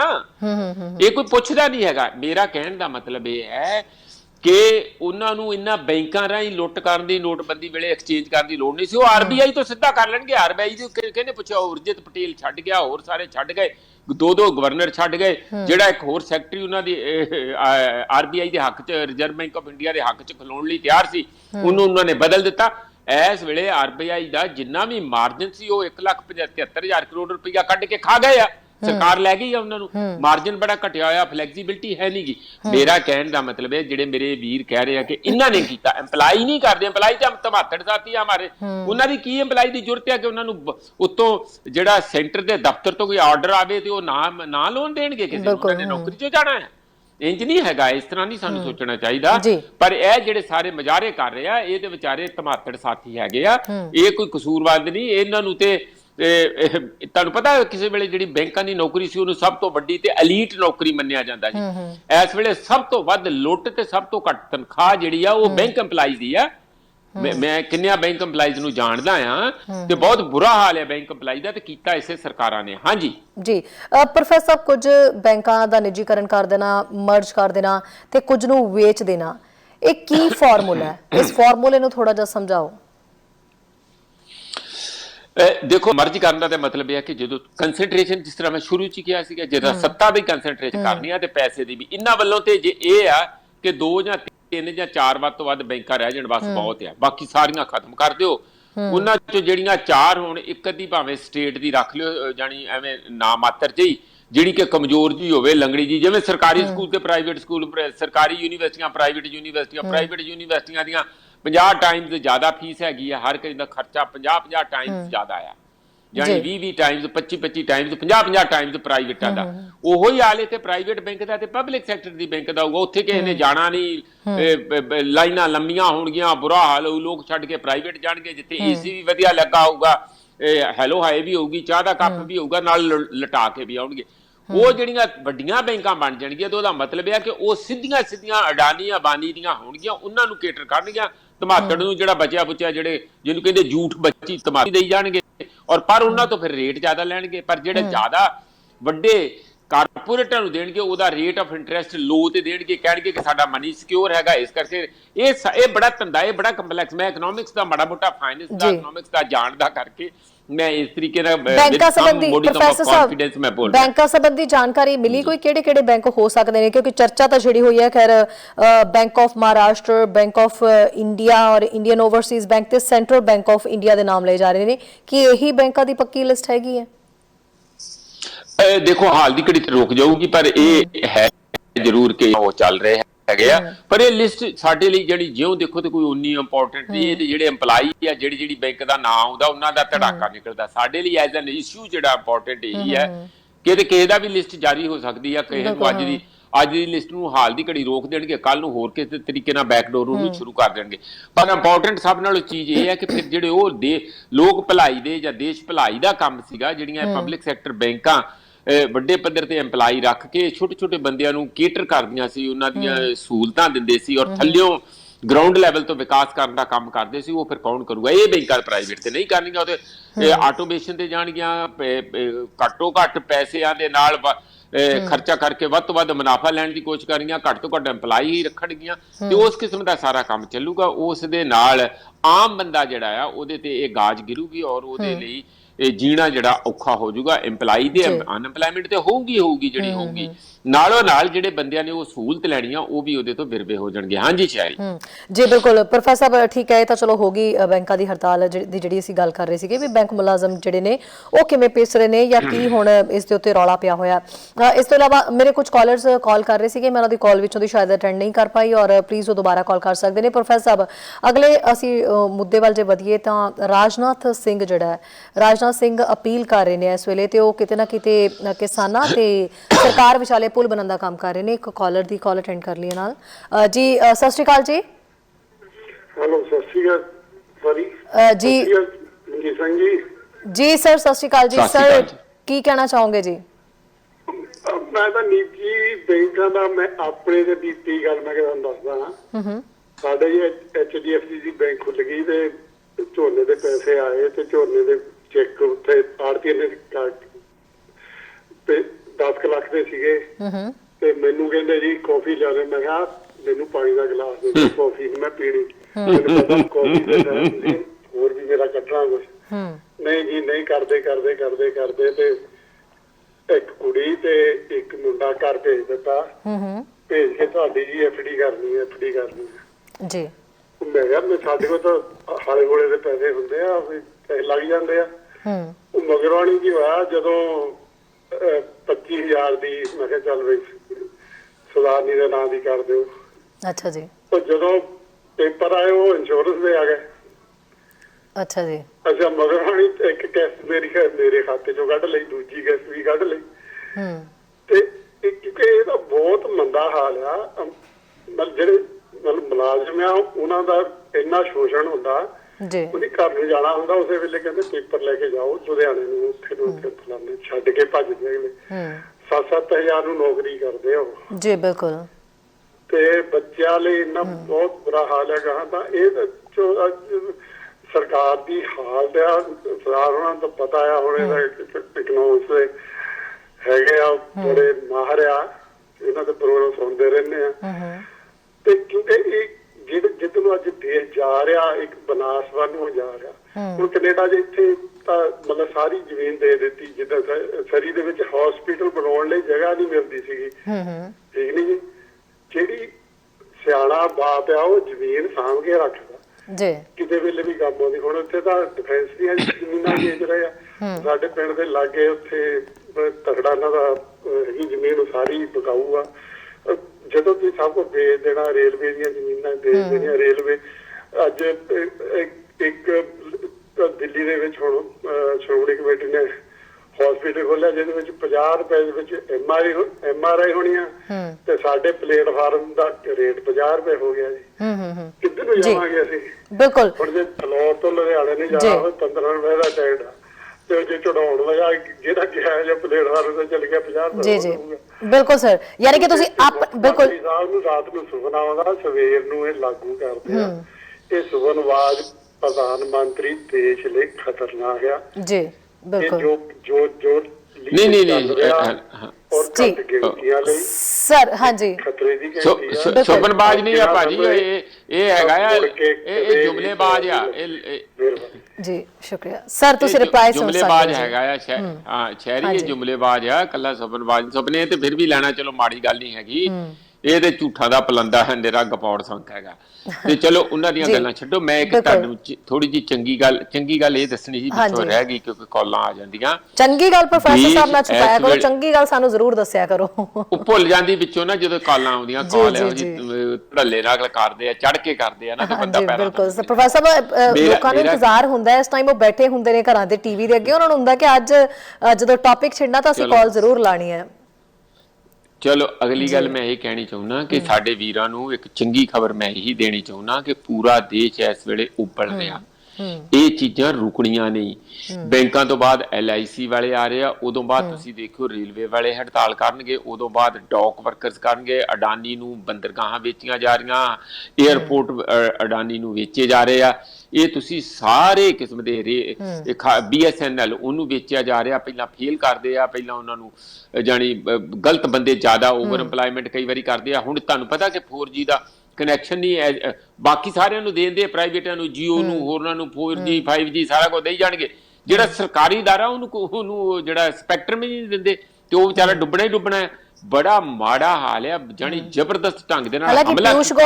ਹਾਲਾਂਕਿ ਪਿਊਸ਼ ਗੋਇਲ ਨੇ ਇਹ ਗੱਲ ਕਹਿ ਦਿੱਤੀ ਸੀਗੀ ਵੀ ਰੇਲਵੇ ਦਾ ਨਿੱਜੀਕਰਨ ਜਿਹੜਾ ਉਹ ਕਦੀ ਵੀ ਨਹੀਂ ਕੀਤਾ ਜਾਏਗਾ, ਉਹ ਨਹੀਂ ਕੀਤਾ ਜਾਏਗਾ। ਉਹਨੇ ਨਹੀਂ ਸ਼ੁਰੂ ਕਰਤਾ, ਝੂਠ ਬੋਲਦੇ ਆ। ਇਹਨਾਂ ਦੀ ਇਹੀ ਤੇ ਖਾਸੀਅਤ ਆ, ਝੂਠ ਇੰਨੇ ਪਿਆਰ ਨਾਲ ਤੇ ਇੰਨੇ ਨਾਲ ਬੋਲਦੇ, ਬੰਦੇ ਨੂੰ ਲੱਗਦਾ ਜਾਈ ਡਬਡਾ ਮਿਨਿਸਟਰ ਕੋ ਗੱਪ। ਹੁਣ ਮੋਦੀ ਜੀ ਦੇ ਚਿਹਰੇ ਤੋਂ ਕੋਈ ਕਹਿਣਗੇ ਸਾਧੂ ਲੱਗਦੇ ਆ, ਜਿਸ ਤਰ੍ਹਾਂ ਚਿੱਟੀ ਸੋਹਣੀ ਦਾੜੀ ਐਨ ਸ਼ੈਂਪੂ ਨਾਲ ਨਹਾ ਧੋ ਕੇ ਆਉਂਦੇ, ਚਮਕਦੀ ਆ ਦੂਰੋਂ, ਪਰ ਪਿੱਛੇ ਉਹਦੇ ਕੀ ਆ ਉਹ ਤੇ ਸਾਨੂੰ ਪਤਾ। ਕਾਲੀਆਂ ਕਰਤੂਤਾਂ ਬਥੇਰੀਆਂ ਹੈਗੀਆਂ, ਤੇ ਉਹ ਸਾਰੇ ਦੇ ਸਾਰੇ ਉਹਨਾਂ ਨੇ ਆਪਣੀ ਆਤਮਾ ਨਹੀਂ ਹੈਗੀ, ਉਹ ਪੱਥਰ ਤੇ ਲੈ ਗਏ ਆ, ਔਰ ਆਤਮਾ ਵੇਚੀ ਹੋਈ ਆ ਅਡਾਨੀ ਅੰਬਾਨੀ ਨੂੰ, ਮੁਫਤ ਚ ਹੀ ਵੇਚਤੀ, ਕੋਈ ਪੈਸਾ ਨਹੀਂ ਲਿਆ ਬਹੁਤਾ। ਹੁਣ ਉੱਥੋਂ ਹੀ ਉਹਦਾ ਹੀ ਬਟਨ ਦੱਬ ਕੇ ਮੋਦੀ ਜੀ ਅੱਗੇ ਜੋ ਕਹਿੰਦੇ ਪਿੱਛੋਂ ਅੱਗੇ ਰੋਜ਼ ਬਿਆਨ ਦਵਾਉਂਦੇ। ਇਸ ਜਿਹੜੇ ਆ ਚਿਹਰਿਆਂ ਦੇ ਪਿੱਛੇ ਜਿਹੜਾ ਲੋਕ ਜਦ ਤੱਕ ਨਹੀਂ ਵੇਖਣਗੇ ਕੌਣ ਕੀ ਬੋਲਦਾ ਤੇ ਉਹਦੀ ਅਸਲੀਅਤ ਕੀ ਹੈਗੀ। ਕੰਟਰੀ ਕਹਿ ਦੇਣਗੇ, ਦੇਖੋ ਜੀ ਕੰਟਰੀ ਨੂੰ ਆ ਚਾਹੀਦਾ, ਕੰਟਰੀ ਦਾ ਮਤਲਬ ਕਾਰਪੋਰੇਟ, ਇਹ ਆ ਇਹਨਾਂ ਦੀ ਭਾਸ਼ਾ। ਤੁਸੀਂ ਸਮਝਦੇ ਕੰਟਰੀ ਦਾ ਮਤਲਬ ਮੇਰੇ ਬਾਰੇ ਕਹਿ ਰਹੇ ਆ, ਪਤਾ ਨਹੀਂ। ਖੈਰ ਹੁਣ ਤਾਂ ਲੋਕ ਬਹੁਤ ਸਿਆਣੇ ਹੋ ਗਏ ਪ੍ਰੋਫੈਸਰ ਸਾਹਿਬ, ਹੁਣ ਤਾਂ ਲੋਕ ਵੀ ਜਾਣਦੇ ਨੇ ਸਿਆਸਤਦਾਨਾਂ ਦੇ ਸਾਰੇ ਜੁਮਲੇ, ਹੁਣ ਤਾਂ ਖੈਰ ਲੋਕਾਂ ਨੂੰ ਸਾਰੇ ਪਤਾ ਚੱਲ ਹੀ ਚੁੱਕੇ ਹੋਏ ਨੇ। ਔਰ ਹਾਂ, ਇਸੇ ਕਰਕੇ ਮੈਂ ਕਹਿ ਰਿਹਾ ਕਿ ਵੱਡੇ ਪੱਧਰ ਤੇ ਦੇਸ਼ ਦੇ ਅੰਦਰ ਕੱਲਾ ਕਿਸਾਨਾਂ ਦਾ ਨਹੀਂ, ਮਜ਼ਦੂਰਾਂ ਦਾ, ਸਟੂਡੈਂਟਸ ਦਾ ਵੱਡਾ ਭੁਚਾਲ ਆਊਗਾ। ਮੋਦੀ ਜੀ ਹੁਣ ਆਪਣਾ ਹੁਣ ਤੋਂ ਹੀ ਇੰਤਜ਼ਾਮ ਕਰ ਲੈਣ ਵੀ ਉਹਨਾਂ ਨੇ ਭੱਜ ਕੇ ਜਾਣਾ ਕਿੱਧਰ ਨੂੰ। ਜੀ ਪ੍ਰੋਫੈਸਰ ਸਾਹਿਬ ਅੱਗੇ ਅਸੀਂ ਗੱਲ ਕਰ ਰਹੇ ਸੀ ਵੀ ਕਿਸਾਨ ਅੰਦੋਲਨ ਦੇ ਵਿੱਚ ਰਾਜਨਾਥ ਸਿੰਘ ਜਿਹੜਾ ਇਸ ਵੇਲੇ ਪੁਲ ਦਾ ਇੱਕ ਕੰਮ ਕਰ ਰਹੇ ਨੇ, ਜਿਸ ਵਿੱਚ ਉਹ ਬਾਰ-ਬਾਰ ਅਪੀਲ ਕਰ ਰਹੇ ਨੇ ਵੀ ਜਿਹੜਾ ਬਹੁਤ ਜ਼ਿਆਦਾ ਸਮਾਂ ਡੈਡਲੌਕ ਬਣਿਆ ਹੋਇਆ ਹੈ ਤੇ ਹੁਣ ਕਿਸਾਨਾਂ ਤੇ ਸਰਕਾਰ ਦੇ ਵਿਚਾਲੇ ਜਿਹੜੀ ਹੈ ਉਹ ਗੱਲਬਾਤ ਦਾ ਰਸਤਾ ਖੁੱਲ੍ਹਣਾ ਚਾਹੀਦਾ ਹੈ। ਸੋ ਕੋਈ ਤੁਹਾਨੂੰ ਆਈ ਕੋਈ ਇੱਦਾਂ ਦੀ ਜਾਣਕਾਰੀ ਜਾਂ ਕੋਈ ਮੈਸੇਜ ਬਿਲਕੁਲ ਵੀ ਤੁਹਾਡੇ ਤੱਕ ਪਹੁੰਚ ਕੋਈ ਕੀਤੀ, ਕੰਸੋ ਕਹਿ ਲਓ, ਤੁਹਾਡੇ ਤੱਕ ਪਹੁੰਚ ਕੀਤੀ ਵੀ ਭਾਈ ਆਓ ਆ ਕੇ ਬੈਠੋ ਮਿਲੋ ਆਪਾਂ ਕੋਈ ਰਾਬਤਾ ਅੱਗੇ ਕੁਝ ਕਰੀਏ, ਕੋਈ ਅੱਗੇ ਤੋਰਿਆ ਜਾਵੇ, ਜਾਂ ਫਿਰ ਇਹ ਸਿਰਫ ਖਬਰ ਦੇ ਵਿੱਚ ਆਉਣ ਦੇ ਲਈ ਇੱਕ ਖਬਰ ਦੀ ਸੁਰਖੀ ਜਿਵੇਂ ਬਣ ਜਾਂਦੀ ਹੈ ਕਿ ਸਰਕਾਰ ਨੇ ਕੀਤੀ ਕਿਸਾਨਾਂ ਨੂੰ ਮਿਲਣ ਦੀ ਅਪੀਲ, ਸਿਰਫ ਇਹ ਹੈਡਲਾਈਨ ਹੈ ਇੱਕ। ਸੋ ਕੀ ਲੱਗ ਰਿਹਾ ਤੁਹਾਨੂੰ? ਉਹ ਦੇਖੋ ਇਸ ਤਰ੍ਹਾਂ ਹੁੰਦਾ ਹੈ ਕਿ ਇੱਕ ਵਾਰੀ ਮੋਦੀ ਨੇ ਇਹ ਜਿਹੜੇ ਪੋਲੀਟੀਕਲ ਬਹੁਤ ਇਹਨਾਂ ਦਾ ਮਾਈਂਡ ਸ਼ਾਰਪ ਹੁੰਦਾ, ਸ਼ਾਤਿਰ ਮਾਈਂਡ ਹੁੰਦਾ। ਉਹਨਾਂ ਨੇ ਕਈ ਗੱਲਾਂ ਕਰ ਲੈਂਦੀਆਂ ਇੱਕੋ ਗੱਲ 'ਚ। ਇੱਕ ਤੇ ਇਹ ਕਹਿਤਾ ਕਿ ਮੋਦੀ ਨੇ ਕਿਹਾ ਸੀ ਮੈਂ ਇੱਕ ਫੋਨ ਕਾਲ ਦੀ ਦੂਰੀ ਤੇ ਆ, ਫੋਨ ਨੰਬਰ ਦਿੱਤਾ ਨਹੀਂ, ਕਿਸਾਨ ਅਜੇ ਤੱਕ ਲੱਭੀ ਜਾਂਦੇ, ਪੁੱਛੀ ਜਾਂਦੇ, ਉਹ ਫੋਨ ਤੇ ਭੇਜ ਦਿਓ, ਅਸੀਂ ਕਾਲ ਕਰਨੀ ਆ, ਮੀਟਿੰਗ ਅਗਲੀ ਕਰਨੀ ਆ, ਉਹ ਨਹੀਂ। ਹੁਣ ਇਹ ਇੱਕ ਤੇ ਠਿੱਠ ਕਰ ਰਿਹਾ ਇਸ ਬਿਆਨ ਰਾਹੀਂ ਮੋਦੀ ਨੂੰ ਕਿ ਉਹਨੇ ਅਜੇ ਤੱਕ 22 ਜਨਵਰੀ ਤੋਂ ਬਾਅਦ ਕੁਝ ਨਹੀਂ ਕੀਤਾ, ਫਰਵਰੀ ਸਾਰਾ ਲੰਘ ਗਿਆ, ਮਾਰਚ ਲੰਘਣ ਤੇ ਆ ਗਿਆ ਤੇ ਇਹ ਦੁਬਾਰਾ ਉਹਨਾਂ ਨੂੰ ਕੋਈ ਮੀਟਿੰਗ ਨਹੀਂ ਕੀਤੀ। ਤੇ ਇੱਕ ਤੇ ਕਿਸਾਨਾਂ 'ਚ ਚੰਗੇ ਬਣ ਲਈ ਕਿ ਦੇਖੋ ਮੈਂ ਪੇਂਡੂ ਆ, ਯੂਪੀ ਦਾ ਬੰਦਾ ਆ, 80 ਸੀਟਾਂ ਸਾਡੀਆਂ ਪਾਰਲੀਮੈਂਟ 'ਚ ਹੁੰਦੀਆਂ, ਮੈਨੂੰ ਤੇ ਪ੍ਰਧਾਨ ਮੰਤਰੀ ਬਣਾਇਆ ਨਹੀਂ ਤੇ ਉਹਨੂੰ ਚੱਕ ਕੇ ਗੁਜਰਾਤ ਵਾਲਿਆਂ ਨੂੰ ਬਣਾਤਾ। ਉਹਨਾਂ ਨੇ ਠੇਕਾ ਲਿਆ ਕਿ ਹੋਮ ਮਿਨਿਸਟਰ ਵੀ ਉਹਨਾਂ ਦਾ ਤੇ ਪ੍ਰਧਾਨ ਮੰਤਰੀ ਵੀ ਉਹਨਾਂ ਦਾ, ਯੂਪੀ ਵਾਲੇ ਐਵੇਂ ਹੀ ਆ, ਸਾਨੂੰ ਦਿਓ ਕੁਛ ਨਾ ਕੁਛ। ਇੱਕ ਮੋਦੀ ਤੇ ਹਮਲਾ ਵੀ ਹੈਗਾ, ਦੂਜੇ ਪਾਸੇ ਕਿਸਾਨਾਂ ਨੂੰ ਖੁਸ਼ ਕਰਨ ਵਾਲੀ ਗੱਲ ਵੀ ਹੈਗੀ ਆ ਤੇ ਹੈਗੀ ਵਿਦਨ ਲਿਮਿਟ ਸੀ। ਆਪੋ ਆਪਣਾ ਲੋਕ ਆਪਣਾ ਮੈਸੇਜ ਉਸ 'ਚ ਪੜ੍ਹਦੇ ਆ। ਅਸਲੀ ਮੈਸੇਜ ਇਹ ਹੈ ਕਿ ਜਿਹੜਾ ਬੀਜੇਪੀ ਅੰਦਰ ਵਿਰੋਧੀ ਧੜਾ ਉਹ ਹਰ ਪਾਰਟੀ ਦੇ ਅੰਦਰ ਹੁੰਦਾ। ਪੰਜਾਬ ਦੇ ਵਿੱਚ ਜਿਹੜਾ ਕਾਂਗਰਸ ਅੰਦਰ ਬਾਜਵਾ ਧੜਾ ਹੈਗਾ ਆ, ਹੈ ਨਾ, ਉਹਦੇ ਮਤਲਬ ਕਰਦੇ ਆ ਵਿੱਚ ਨਵਜੋਤ ਵਿੱਚ ਬੀਨ ਵਜਾਉਣ ਦਾ, ਪ੍ਰਗਟ ਸਿੰਘ ਵੀ ਵਜਾ। ਇਸ ਤਰ੍ਹਾਂ ਹਰ ਪਾਰਟੀ ਦਾ ਹਰ ਸਟੇਟ ਦੇ ਵਿੱਚ ਆਪੋ ਆਪਣੀਆਂ ਨਾ ਫੈਕਸ਼ਨ ਹੁੰਦੇ ਆ ਤੇ ਇਹਨਾਂ ਦਾ ਫੈਕਸ਼ਨ ਉੱਪਰ ਲੈਵਲ ਦੀ ਸੱਤਾ ਦਾ ਇੱਕ ਰਾਜਨਾਥ ਇੱਕ ਪਾਸੇ ਤੇ ਦੂਜੇ ਪਾਸੇ ਜਿਹੜਾ ਅਮਿਤ ਸ਼ਾਹ ਤੇ ਗੁਜਰਾਤੀ ਜਿਹੜੀ ਮੰਡਲੀ ਹੈਗੀ ਉਹ ਹੈਗੀ। ਤੇ ਇਹ ਚਾਹੁੰਦੇ ਆ ਕਿ ਥੋੜਾ ਜਿਹਾ ਹੁਣ ਪਰਾਂ ਹੁਣ ਬਥੇਰਾ ਰਾਜ ਮਾਣ ਲਿਆ ਨੂੰ ਦਿਓ, ਪਰ ਮੈਨੂੰ ਐਂ ਲੱਗਦਾ ਕਿ ਇਸ ਚਸਕੇ ਦੇ ਵਿੱਚ ਕਿਤੇ ਕੁਝ ਹੋਰ ਸੰਕਟ ਨਾ ਪੈਦਾ ਹੋ ਜਾਏ, ਜਿਸ ਤਰ੍ਹਾਂ ਇੰਦਰਾ ਗਾਂਧੀ ਵੇਲੇ ਫਿਰ ਉਹਨੇ ਐਮਰਜੈਂਸੀ ਲਾਤੀ ਸੀ। ਮੇਰੀ ਆਪਣੀ ਆਬਜ਼ਰਵੇਸ਼ਨ ਤੇ ਐਪਰੀਹੈਂਸ਼ਨ ਹੈ, ਮੈਨੂੰ ਸ਼ੰਕਾ ਪੈਦਾ ਹੋ ਰਿਹਾ ਕਿ ਜਿਸ ਤਰੀਕੇ ਨਾਲ ਵੱਡਾ ਤੂਫਾਨ ਆਉਣ ਵਾਲੇ 1-2 ਸਾਲਾਂ 'ਚ ਦੇਸ਼ ਦੇ ਅੰਦਰ ਉੱਠਣ ਵਾਲੇ ਹੈਗੇ, ਸੰਕਟ ਇਹਨਾਂ ਕੋਲ ਸਾਂਭਿਆ ਨਹੀਂ ਜਾਣਾ, ਇਹਨਾਂ ਦੇ ਵੱਸ ਦੀ ਗੱਲ, ਇਹਨਾਂ ਨੂੰ ABC ਨਹੀਂ ਆਉਂਦੀ। ਆ ਜਿੰਨੇ ਇਹਨਾਂ ਨੇ ਮਿਨਿਸਟਰ ਦੇ ਵਿੱਚ ਸੀਤਾਰਮਨ ਇਕੱਠੇ ਕੀਤੇ ਆ, ਉਹਨਾਂ ਨੂੰ ਇਕਨੋਮਿਕਸ ਦੀ ABC ਨਹੀਂ ਆਉਂਦੀ। ਜਿਹੜੇ ਚੰਗੇ ਬੰਦੇ ਇਹਨਾਂ ਨੇ ਬਾਹਰ ਕਰਤੇ ਆ, ਜਿਹੜੇ ਠੱਗ ਟੋਲਾ ਵਾ ਉਹ ਇਹਨਾਂ ਦੇ ਨਾਲ ਆ। ਤੇ ਇਹਨਾਂ ਹਾਲਾਤਾਂ ਦੇ ਵਿੱਚ ਤੁਸੀਂ ਦੇਖਿਓ ਕਿ ਸੰਕਟ ਬਿਲਕੁਲ ਬਹੁਤ ਵੱਡਾ ਆਉਣ ਵਾਲਾ। ਬਿਲਕੁਲ ਪ੍ਰੋਫੈਸਰ, ਆਪਾਂ ਜਾਰੀ ਰੱਖਾਂਗੇ ਗੱਲਬਾਤ। ਸੋ ਇੱਕ ਕਾਲ ਆਪਾਂ ਅਟੈਂਡ ਕਰੀਏ ਜੀ। ਸਤਿ ਸ਼੍ਰੀ ਅਕਾਲ ਜੀ। ਸਤਿ ਸ਼੍ਰੀ ਅਕਾਲ ਜੀ। ਮੈਂ ਸ਼ੈਰੀ ਜੀ ਆਪਣੇ ਪ੍ਰੋਫੈਸਰ ਸਾਹਿਬ ਨੇ ਪੁੱਛਣਾ ਸੀਗਾ ਕਿ ਹੁਣ ਜਹਾਂ ਕੁਛ ਇਹਨਾਂ ਦੀ ਮੀਟਿੰਗ ਦਾ ਕੁਛ ਹੈਗਾ ਕਿਸਾਨਾਂ ਦੀ ਦਾ ਜੇ ਨਹੀਂ ਹੈਗਾ ਜਾਂ ਕਿੱਦਾਂ ਹੋਣੀ ਆ, ਇਹਦੇ ਬਾਰੇ ਮੈਨੂੰ ਦੱਸੋ ਜੀ। ਬਿਲਕੁਲ ਜੀ, ਥੈਂਕ ਯੂ ਸੋ ਮਚ। ਅਸੀਂ ਇਸੇ ਰਿਗਾਰਡਿੰਗ ਹੀ ਗੱਲਬਾਤ ਕਰ ਰਹੇ ਹਾਂ। ਪ੍ਰੋਫੈਸਰ ਉਹੀ ਟੌਪਿਕ ਦੇ ਉੱਤੇ ਕਾਲਰਸ ਵੀ ਆਪਾਂ ਨੂੰ ਪੁੱਛ ਰਹੇ ਸੀ ਜਿਹਦੇ ਬਾਬਤ ਆਲਰੇਡੀ ਆਪਾਂ ਗੱਲ ਕਰ ਹੀ ਰਹੇ ਹਾਂ। ਸੋ ਪ੍ਰੋਫੈਸਰ ਵੈਸੇ ਕੀ ਲੱਗਦਾ ਅੱਗੇ ਤੁਹਾਨੂੰ, ਨਹੀਂ ਲੱਗਦਾ ਵੀ ਚਲੋ ਰਾਜਨਾਥ ਸਿੰਘ ਦੀ ਜੇ ਆਪਾਂ ਗੱਲ ਛੱਡ ਵੀ ਦੀ ਇੱਕ ਸਾਈਡ ਤੇ, ਤਾਂ ਤੁਹਾਨੂੰ ਲੱਗਦਾ ਨਹੀਂ ਹੈ ਵੈਸੇ ਵੀ ਹੁਣ ਇੱਕ ਡੈਡਲੌਕ ਜਿਹੜਾ ਟੁੱਟਣਾ ਚਾਹੀਦਾ ਤੇ ਗੱਲਬਾਤ ਅੱਗੇ ਜਾਰੀ ਕਰਕੇ ਕੋਈ ਹੱਲ ਵਾਲੇ ਪਾਸੇ ਜਾਈਏ? ਕਿਉਂਕਿ ਰਾਕੇਸ਼ ਟਕੈਤ ਨੇ ਉਹ ਵੀ ਲਗਾਤਾਰ ਕਹਿ ਰਹੇ ਨੇ ਵੀ ਹੁਣ ਅੰਦੋਲਨ ਨੂੰ ਜਿਹੜਾ ਹੋਰ ਤਿੱਖਾ ਕਰਨਾ ਪਏਗਾ ਔਰ ਸਟ੍ਰੈਟਜੀ ਜਿਹੜੀ ਹੈ ਉਹ ਬਦਲਣੀ ਪਏਗੀ, ਤਾਂ ਫਿਰ ਲੱਗਦਾ ਹੈ ਵੀ ਇੱਕ ਗੱਲਬਾਤ ਦਾ ਵਾਕਈ ਰਸਤਾ ਖੁੱਲ ਜਾਣਾ ਚਾਹੀਦਾ? ਇਹ ਦੇਖੋ ਸ਼ਹਿਰੀ ਹੁੰਦੀ ਪਿਓਤੜੇਬਾਜ਼ੀ ਹੁੰਦੀ ਹੈ, ਜਿਹਨੂੰ ਕਹਿੰਦੇ ਜਰਕਾਉਣਾ। ਜਦੋਂ ਸਟੇਲਮੇਟ ਹੋਵੇ ਤੇ ਹਰ ਬੰਦਾ ਦੂਜੇ ਨੂੰ ਪੈਰਾਂ ਤੋਂ ਕੱਢਣ ਦੀ ਕੋਸ਼ਿਸ਼ ਕਰਦਾ। ਇਧਰੋਂ ਅਸੀਂ ਜਿਸ ਤਰ੍ਹਾਂ ਹੁਣ ਅਸੀਂ ਵੀ ਲੱਗੇ ਹੀ ਆ, ਜਰਕਾਉਣ ਹੀ ਲੱਗੇ ਹੋਏ ਆ, ਗੱਲ ਤੇ ਕਰ ਹੀ ਰਹੇ ਨਾ ਠੋਕ ਕੇ ਵੀ ਤੂਫਾਨ ਆਊਗਾ, ਭੁਚਾਲ ਆਊਗਾ। ਗੱਲ ਠੀਕ ਕਹਿ ਰਹੇ ਆ, ਕੋਈ ਅਸੀਂ ਗੱਪ ਨਹੀਂ ਮਾਰ ਰਹੇ ਆ ਮੋਦੀ ਜੀ ਵਾਂਗੂ। ਤੇ ਉਹਨਾਂ ਨੇ ਆਉਣ ਵਾਲੇ ਸਮੇਂ 'ਚ ਵੱਡੀਆਂ ਮੂਵਮੈਂਟਸ ਉੱਠਣਗੀਆਂ, ਇਹਨਾਂ ਨੂੰ ਪੈਰਾਂ ਤੋਂ ਕੱਢਣਗੇ। ਅਸੀਂ ਉਹਦੇ ਵਿੱਚ ਇੱਕ ਐਜ਼ ਏ ਕੈਟਾਲਿਸਟ ਦਾ ਮਤਲਬ ਇੱਕ ਅਸੀਂ ਹਵਾ ਦੇਣ ਲਈ ਗਾਂ ਤੋਂ ਗਾਂ ਸਾਰੇ ਸੂਬੇ ਦੇ ਅਲੱਗ-ਅਲੱਗ ਸੂਬਿਆਂ ਦੇ ਵਿੱਚ ਦੇਸ਼ ਦੇ ਸੂਬਿਆਂ 'ਚ ਜਾ ਰਹੇ ਹਾਂ। ਮੱਧ ਪ੍ਰਦੇਸ਼ 'ਚ ਗਏ, ਉੜੀਸਾ 'ਚ ਜਾ ਰਹੇ ਹਾਂ, ਅਸਾਮ 'ਚ ਜਾ ਰਹੇ, ਅੱਜ ਹੀ ਕੁਝ ਬੰਦੇ ਕੇਰਲਾ ਤੋਂ ਆਏ ਆ, ਤਾਮਿਲਨਾਡੂ ਤੋਂ ਆਏ ਆ। ਸਾਰੀ ਜਗ੍ਹਾ ਜਿੱਥੇ ਨਹੀਂ ਵੀ ਕੋਈ ਸਰਕਾਰ, ਕਰਨਾਟਕਾ ਜਿੱਥੇ ਮਤਲਬ ਕੋਈ ਇਲੈਕਸ਼ਨ ਨਹੀਂ ਹੋ ਰਹੀ, ਉੱਥੇ ਵੀ ਬੰਦੇ ਜਾ ਕੇ ਇੱਕ ਜਿਹੜਾ ਕਿਸਾਨਾਂ ਦਾ ਮੁੱਦਾ ਉਹਨੂੰ ਖੜਾ ਕਰ ਰਹੇ। ਜਦੋਂ ਕਿਸਾਨਾਂ ਦਾ ਮੁੱਦਾ ਖੜਾ ਹੁੰਦਾ ਤੇ ਨਾਲ ਬਾਕੀ ਦੇ ਵੀ ਜੁਰਤ ਕਰਕੇ, ਅੱਛਾ ਜੇ ਇਹਨੇ ਮੋਦੀ ਦੇ ਵਿਰੁੱਧ ਆਪਣਾ ਇੰਨਾ ਤਾਮ ਝਾਮ ਜਿਹਾ ਚੱਕ ਕੇ ਲੱਗੇ ਹੋਏ, ਆਪਾਂ ਵੀ ਲੱਗਦੇ ਹਾਂ। ਫਿਰ ਵੇਖੀ ਉਹ ਨਾ ਖਰਬੂਜੇ ਨੂੰ ਵੇਖ ਕੇ ਖਰਬੂਜਾ ਰੰਗ ਫੜਦਾ, ਉਹ ਰੰਗ ਦੇਖੋ ਐਮਪਲਾਈਜ਼ ਫੜ ਗਏ। ਆ ਜਿਹੜੇ ਬੈਂਕ ਐਮਪਲਾਈਜ਼ ਇਹਦੇ ਮਗਰੋਂ LIC ਆ ਰਿਹਾ, ਤੁਸੀਂ ਦੇਖਦੇ ਰਹੋ, ਐਨ ਚੇਨ ਬਣ ਜਾਣੀ ਆ, ਪੂਰਾ ਦੇਸ਼ ਅਬਾਲਾ ਖਾਣ ਵਾਲਾ ਆ। ਉਹ ਅਸੀਂ ਸਮਝਦੇ ਹਾਂ ਔਰ ਮੋਦੀ ਜੀ ਨੂੰ ਇਹ ਸਮਝਣਾ ਚਾਹੀਦਾ। ਰਾਜਨਾਥ ਦਾ ਬਿਆਨ ਇਸ ਕਰਕੇ ਵੀ ਆ ਕਿ ਰਾਜਨਾਥ ਸਮਝਦਾ ਕਿ ਜੇ ਹੁਣ ਅਸੀਂ ਇੰਟਰਵੀਨ ਨਾ ਕੀਤਾ, ਅਸੀਂ ਇਹਨਾਂ ਨੂੰ ਮੀਟਿੰਗ ਲਈ ਕਾਲ ਨਹੀਂ ਕੀਤਾ ਤੇ ਇਹਦੀ ਕੀਮਤ ਰਾਜਨੀਤਿਕ ਬਹੁਤ ਵੱਡੀ ਤਾਰਨੀ ਪੈ ਸਕਦੀ ਹੈ। ਹੋ ਸਕਦਾ ਸਰਕਾਰ 2024 ਤੱਕ ਨਾ ਪਹੁੰਚੇ। ਮੈਨੂੰ ਕਾਫੀ ਇਸ ਗੱਲ ਦਾ ਸ਼ੰਕਾ ਲੱਗਦਾ, ਮੈਂ ਕੋਈ ਐਵੇਂ ਬਿਲਕੁਲ ਹੀ ਸੱਚੀ ਮੁੱਚੀ ਕੋਈ ਗੱਪ ਨਹੀਂ ਮਾਰ ਰਿਹਾ, ਮੈਨੂੰ ਸ਼ੰਕਾ ਲੱਗਦਾ ਕਿ ਆਉਣ ਵਾਲੇ 2 ਸਾਲ ਬਹੁਤ ਹੀ ਸੰਕਟ ਭਰੇ ਤੇ ਬਹੁਤ ਚੁਣੌਤੀਪੂਰਵਕ ਮੋਦੀ ਜੀ ਲਈ ਹੋਣਗੇ। ਮੈਂ ਕਾਰਨ ਦੱਸ ਦਿੰਦਾ ਕਿਉਂ। ਜਿਹੜੀਆਂ ਚੋਣਾਂ ਉਹ ਪਾਪੂਲਰ ਮੈਂਡੇਟ ਵਿਕਾਸ ਤੇ ਨਹੀਂ ਲਈਆਂ, 2019 ਵਾਲੀਆਂ ਚੋਣਾਂ ਜਿੱਤੀਆਂ ਉਹ ਤੇ ਬਾਲਾਕੋਟ ਤੇ ਜਿੱਤੀਆਂ। ਉੱਥੇ ਜਾ ਕੇ ਬਾਲਾਕੋਟ ਤੇ ਥੋੜਾ ਉਹ ਆਪਣੇ 4 ਬੰਬ ਸੁੱਟ ਕੇ ਉਹਦੇ ਨਾਲ ਜਿੱਤੀਆਂ ਇਲੈਕਸ਼ਨ। ਉਹ ਭਾਵਕ ਮੁੱਦਾ ਕਰਕੇ ਵੋਟਾਂ ਪੈ ਗਈਆਂ, ਲਾਲਾ ਹੋ ਗਈ, ਗੱਲ ਖਤਮ ਹੋ ਗਈ। ਇਸ ਕਰਕੇ ਜੇ ਵਿਕਾਸ ਦੇ ਮਾਡਲ ਦੇ ਉੱਤੇ ਜਿੱਤੀਆਂ ਹੁੰਦੀਆਂ ਤੇ ਲੋਕਾਂ ਨੂੰ ਲੱਗਦਾ ਕਿ ਹਾਂ ਲੋਕਾਂ ਦਾ ਕੋਈ ਭਰੋਸਾ, ਉਹ ਟੁੱਟ ਗਿਆ, ਉਹ ਗਿਆ। ਹੁਣ ਬਾਲਾਕੋਟ ਕਿਤੇ ਗਿਆ। ਦੂਜਾ ਜਿਹੜਾ ਹੈ, ਇਹਨਾਂ ਨੇ ਕੋਈ ਵੀ ਕਿਸੇ ਕਿਸਮ ਦਾ ਸਮਾਧਾਨ ਕੀਤਾ ਨਹੀਂ। ਅਰਥ ਵਿਵਸਥਾ ਨੇ ਤੋਂ ਬਾਹਰ, ਅਨਪਲਾਇਮੈਂਟ ਚਰਮ ਸੀਮਾ ਦੇ ਉੱਤੇ ਹਰ ਪਾਸੋਂ ਸੰਕਟ ਹੈਗਾ। ਇਹ ਕੁੱਲ ਮਿਲਾ ਕੇ ਹਾਲਾਤ ਇਹੋ ਜਿਹੇ ਬਣ ਰਹੇ ਆ ਕਿ ਮੋਦੀ ਜੀ ਕੋਲੋਂ 2024 ਤੱਕ ਪਹੁੰਚਣਾ, $5 ਟ੍ਰਿਲੀਅਨ ਭੁੱਲ ਜੋ ਸਦਾ ਲਈ ਕਰਨਾ। ਪਰ ਨਾਲ ਹੀ ਹੈ ਕਿਉਂਕਿ ਜਿਹੋ ਜਿਹੇ ਇਹਨਾਂ ਦੇ ਮਾਈਂਡ ਹੈਗੇ ਆ, ਮਾਈਂਡ ਸੈਟ ਜਿਹੜੀ ਇਹਨਾਂ ਦੀ ਬਿਰਤੀ ਹੈਗੀ ਆ, ਉਹ ਬੜੀ ਡਿਕਟੇਟਰਸ਼ਿਪ ਵਾਲੀ ਹੈਗੀ ਆ, ਤਾਨਾਸ਼ਾਹੀ ਬਿਰਤੀ ਹੈਗੀ ਆ। ਸੱਤਾ ਨੂੰ ਬਹੁਤ ਹੀ ਜ਼ਿਆਦਾ ਪਿਆਰ ਕਰਦੇ ਆ, ਰੱਬ ਨਾਲੋਂ ਵੀ ਜ਼ਿਆਦਾ ਸੱਤਾ ਨੂੰ ਪਿਆਰ ਕਰਦੇ ਆ ਵੀ ਅਸੀਂ ਮਰਦੇ ਮਰ ਜਾਈਏ ਪਰ ਇਹਦੇ ਨਾਲੋਂ ਨਹੀਂ ਲੱਥਣਾ ਹੈ। ਐਨ ਜਾਣੀ ਚਿੱਚੜ ਬਣ ਕੇ ਚੁੰਬੜੇ ਰਹਿਣਾ ਕੁਰਸੀ ਦੇ ਨਾਲ। ਉਹ ਜਿਹੜੀ ਇਹਨਾਂ ਦੀ ਬਿਰਤੀ ਹੈਗੀ ਆ, ਉਹ ਸਾਨੂੰ ਡਰ ਲੱਗਦਾ ਕਦੀ ਕਦੀ ਕਿ ਜੇ ਇੰਨਾ ਤੂਫਾਨ ਚਾਰੇ ਪਾਸੇ ਲੋਕਾਂ ਦਾ, ਜਨ ਵਿਦਰੋਹ ਦਾ, ਜਨ ਸ਼ਕਤੀ ਦਾ, ਪ੍ਰਦਰਸ਼ਨਾਂ ਦਾ ਉੱਠ ਪਿਆ, ਫਿਰ ਇਹ ਕੀ ਆਰਮੀ ਨੂੰ ਲਿਆਉਣਗੇ, ਕੀ ਕਰਨਗੇ, ਕਿੱਦਾਂ ਕਰਨਗੇ? ਕਿਉਂਕਿ ਆਰਮੀ ਦੀ ਵੀ ਸੈਂਟਰਲਾਈਜੇਸ਼ਨ ਕਰਤੀ ਨਾ, ਤੁਹਾਨੂੰ ਪਤਾ 3 ਵਿੰਗਾਂ ਦਾ, ਇੱਕ ਰਾਵਤ ਨੂੰ ਉਹਦਾ ਅੱਗੇ ਬਿਪਿਨ ਰਾਵਤ ਨੂੰ ਉਹਦਾ ਹੈੱਡ ਬਣਾਤਾ। ਉਹਦਾ ਕਾਰਨ ਇਹੀ ਹੈ, ਮੈਂ ਜਿਹੜੀ ਗੱਲ ਤੁਹਾਨੂੰ ਪਹਿਲਾਂ ਦੱਸੀ ਸੀ, ਹਰ ਚੀਜ਼ ਦਾ ਕੇਂਦਰੀਕਰਨ ਹੋ ਰਿਹਾ ਚਾਰੇ ਪਾਸੇ, ਤਾਂ ਕਿ ਜੇ ਪ੍ਰੈਸ ਬਟਨ ਦੇ ਨਾਲ ਸਾਰੀ ਚੀਜ਼ ਨੂੰ ਇੱਕਦਮ ਹਰਕਤ 'ਚ ਲਿਆਂਦਾ ਜਾ ਸਕੇ। ਉਧਰ ਨੂੰ ਵੀ ਜਾ ਸਕਦਾ ਜੇ ਲੋਕ ਸੂਤਰ ਨਾ ਹੋਏ, ਕੋਈ ਵੱਡੀ ਐਮਰਜੈਂਸੀ ਵਾਂਗੂ ਦੁਬਾਰਾ ਰਾਜਨੀਤਿਕ ਸੰਕਟ ਵੀ ਇੱਥੇ ਖੜਾ ਹੋ ਸਕਦਾ। ਮੈਨੂੰ ਲੱਗਦਾ ਜਿਹੜੀਆਂ ਗਲੋਬਲ ਏਜੰਸੀਆਂ ਜਾਂ ਵੱਡੇ ਕੰਟਰੀ ਹੈਗੇ ਉਹਨਾਂ ਕੋਲ ਇਹੋ ਜਿਹੀ ਤੇ ਕੰਕਰੀਟ ਇਨਫੋਰਮੇਸ਼ਨ ਵੀ ਹੋਊਗੀ। ਮੈਂ ਥੋੜਾ ਜਿਹਾ ਆਪਣੇ ਅਨੁਭਵ ਨਾਲ, ਪਾਸਟ ਦੇ ਅਨੁਭਵ ਤੋਂ ਅੰਦਾਜ਼ੇ ਦੇ ਨਾਲ ਇਹ ਸਾਰੀ ਗੱਲ ਕਹਿ ਰਿਹਾ। ਹਾਂਜੀ ਸ਼ਹਿਰੀ ਜੀ। ਪ੍ਰੋਫੈਸਰ ਸਾਹਿਬ, ਇਹਨਾਂ ਦਿਨਾਂ ਦੇ ਵਿੱਚ ਸਿਆਸੀ ਫਿਜ਼ਾ ਵੀ ਕਾਫੀ ਗਰਮਾਉਂਦੀ ਜਾ ਰਹੀ ਹੈ। ਹਾਲਾਂਕਿ ਇਲੈਕਸ਼ਨ ਜਿਹੜੇ ਨੇ ਅਗਲੇ ਸਾਲ ਨੇ 2022 ਚ ਹੋਣੇ ਨੇ, ਪਰ ਹੁਣ ਤੋਂ ਹੀ ਹੈ ਜਿਹੜਾ ਜਿਸ ਤਰੀਕੇ ਨਾਲ ਸੁਖਬੀਰ ਬਾਦਲ ਨੇ ਖੁਦ ਨੂੰ ਕੈਂਡੀਡੇਟ ਘੋਸ਼ਿਤ ਕਰ ਵੀ ਦਿੱਤਾ ਵੀ ਜਲਾਲਾਬਾਦ ਤੋਂ ਮੈਂ ਲੜਨਾ। ਵਿਰਸਾ ਸਿੰਘ ਵਲਟੋਹਾ ਜਿਹੜਾ ਨੇ ਉਹ ਖੇਮਕਰਨ ਹਲਕੇ ਤੋਂ ਲੜਨਗੇ। ਹਾਲਾਂਕਿ ਉਹਨਾਂ ਨੇ ਆਪਣੇ ਜਵਾਈ ਨੂੰ ਸਾਈਡ ਤੇ ਕਰ ਦਿੱਤਾ ਹੈ। ਔਰ ਖੈਰ ਪ੍ਰੋਫੈਸਰ ਸਾਹਿਬ, ਇਸ ਗੱਲ ਦੇ ਵਿੱਚ ਤਾਂ ਕਿਤੇ ਨਾ ਕਿਤੇ ਇਹ ਗੱਲ ਸਿਆਸੀ ਪੱਧਰ ਤੇ ਲੈ ਲਓ ਜਾਂ ਫਿਰ ਤੁਹਾਡੇ ਆਪਣੇ ਐਨਾਲਿਸਿਸ ਦੇ ਵਿੱਚ ਇਹਨੂੰ ਕਿਵੇਂ ਲਿਆ ਜਾਏ, ਬਾਦਲ ਪਰਿਵਾਰ ਨੇ ਇਸ ਵਾਰ ਜਿਹੜਾ ਇੱਕ ਉਹ ਚੀਜ਼ ਨੂੰ ਸਾਈਡ ਤੇ ਕੀਤਾ ਜਿਹੜਾ ਠੱਪਾ ਹਮੇਸ਼ਾ ਉਹਨਾਂ ਤੇ ਲੱਗਦਾ ਸੀ, ਉਹ ਸੀ ਪਰਿਵਾਰਵਾਦ ਦਾ।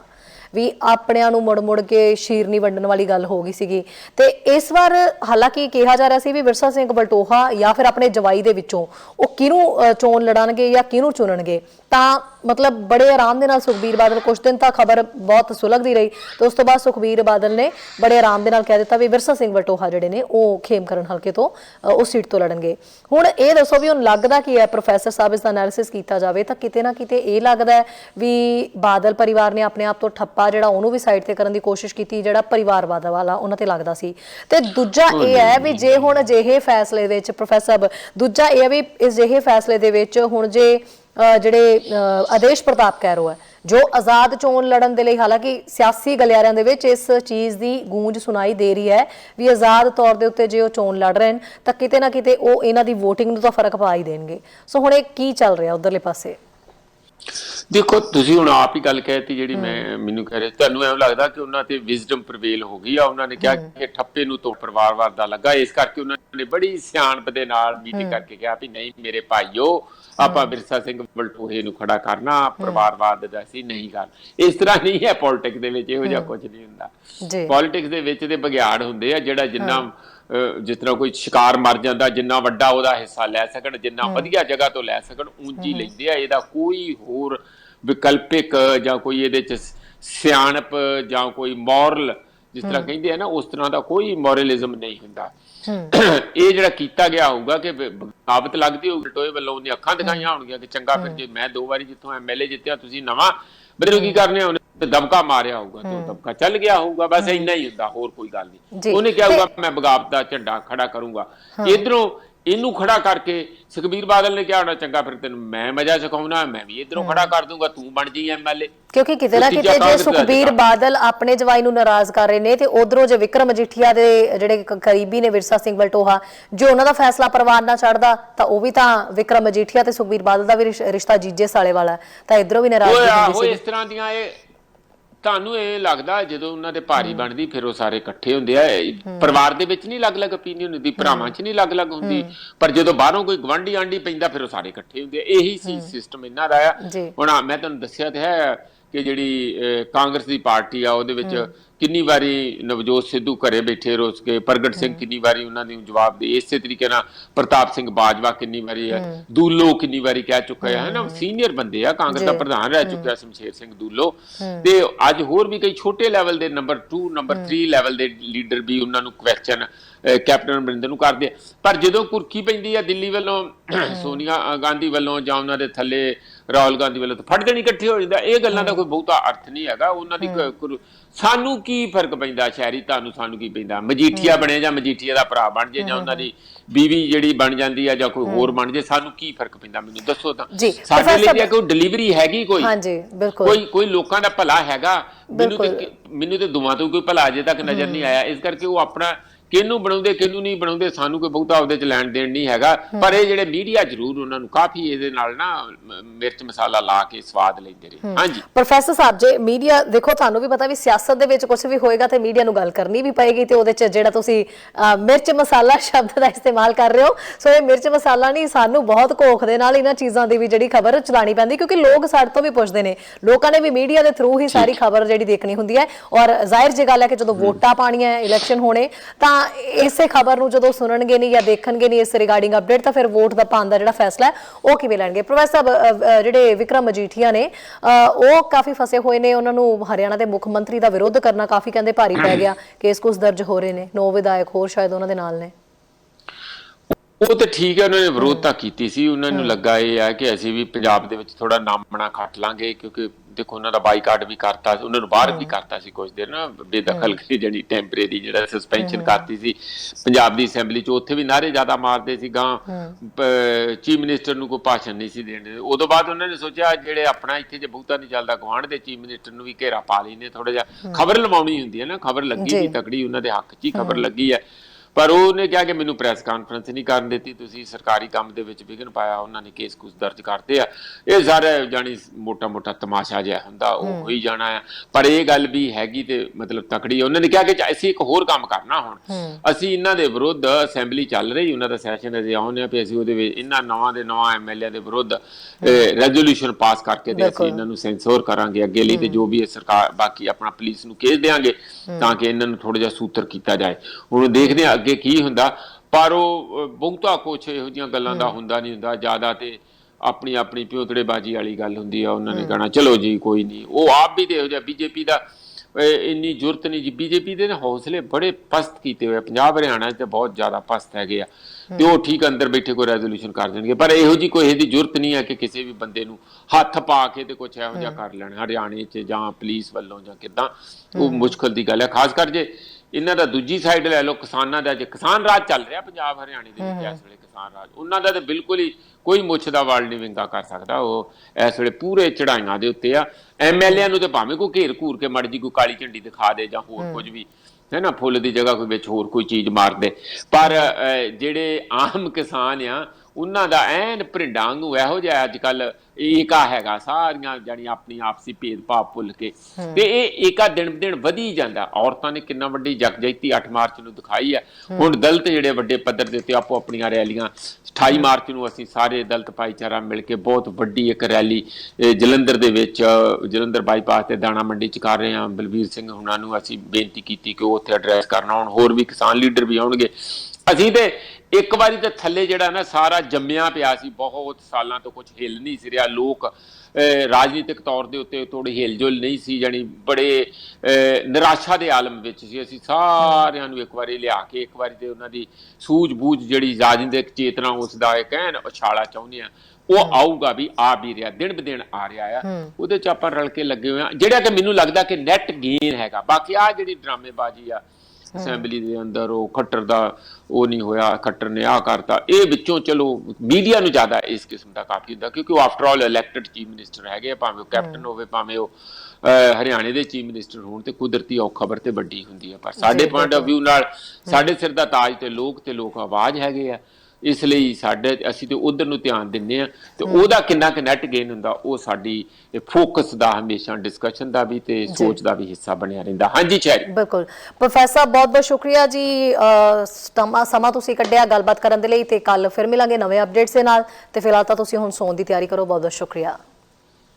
ਬਹੁਤ ਬਹੁਤ ਧੰਨਵਾਦ ਸ਼ੈਰੀ, ਤੁਹਾਡਾ ਵੀ, ਤੁਹਾਡੀ ਸਾਰੀ ਟੀਮ ਦਾ, ਸਾਡੇ ਸਰੋਤਿਆਂ ਦਾ ਬਹੁਤ ਬਹੁਤ ਸ਼ੁਕਰੀਆ ਜੀ।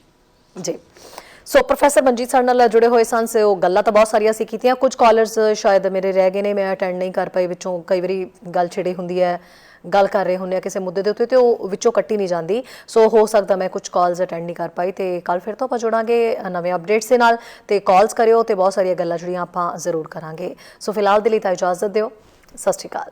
ਸਾਡਾ ਹਰ ਇੱਕ ਪ੍ਰੋਗਰਾਮ ਦੇਖਣ ਤੇ ਸਾਡੇ ਨਾਲ ਜੁੜਨ ਲਈ ਸਬਸਕ੍ਰਾਈਬ ਕਰੋ ਚੈਨਲ ਪੰਜਾਬੀ, ਤੇ ਨੋਟੀਫਿਕੇਸ਼ਨ ਲਈ ਬੈਲ ਆਈਕਨ ਵਾਲੇ ਬਟਨ ਤੇ ਕਲਿੱਕ ਕਰੋ।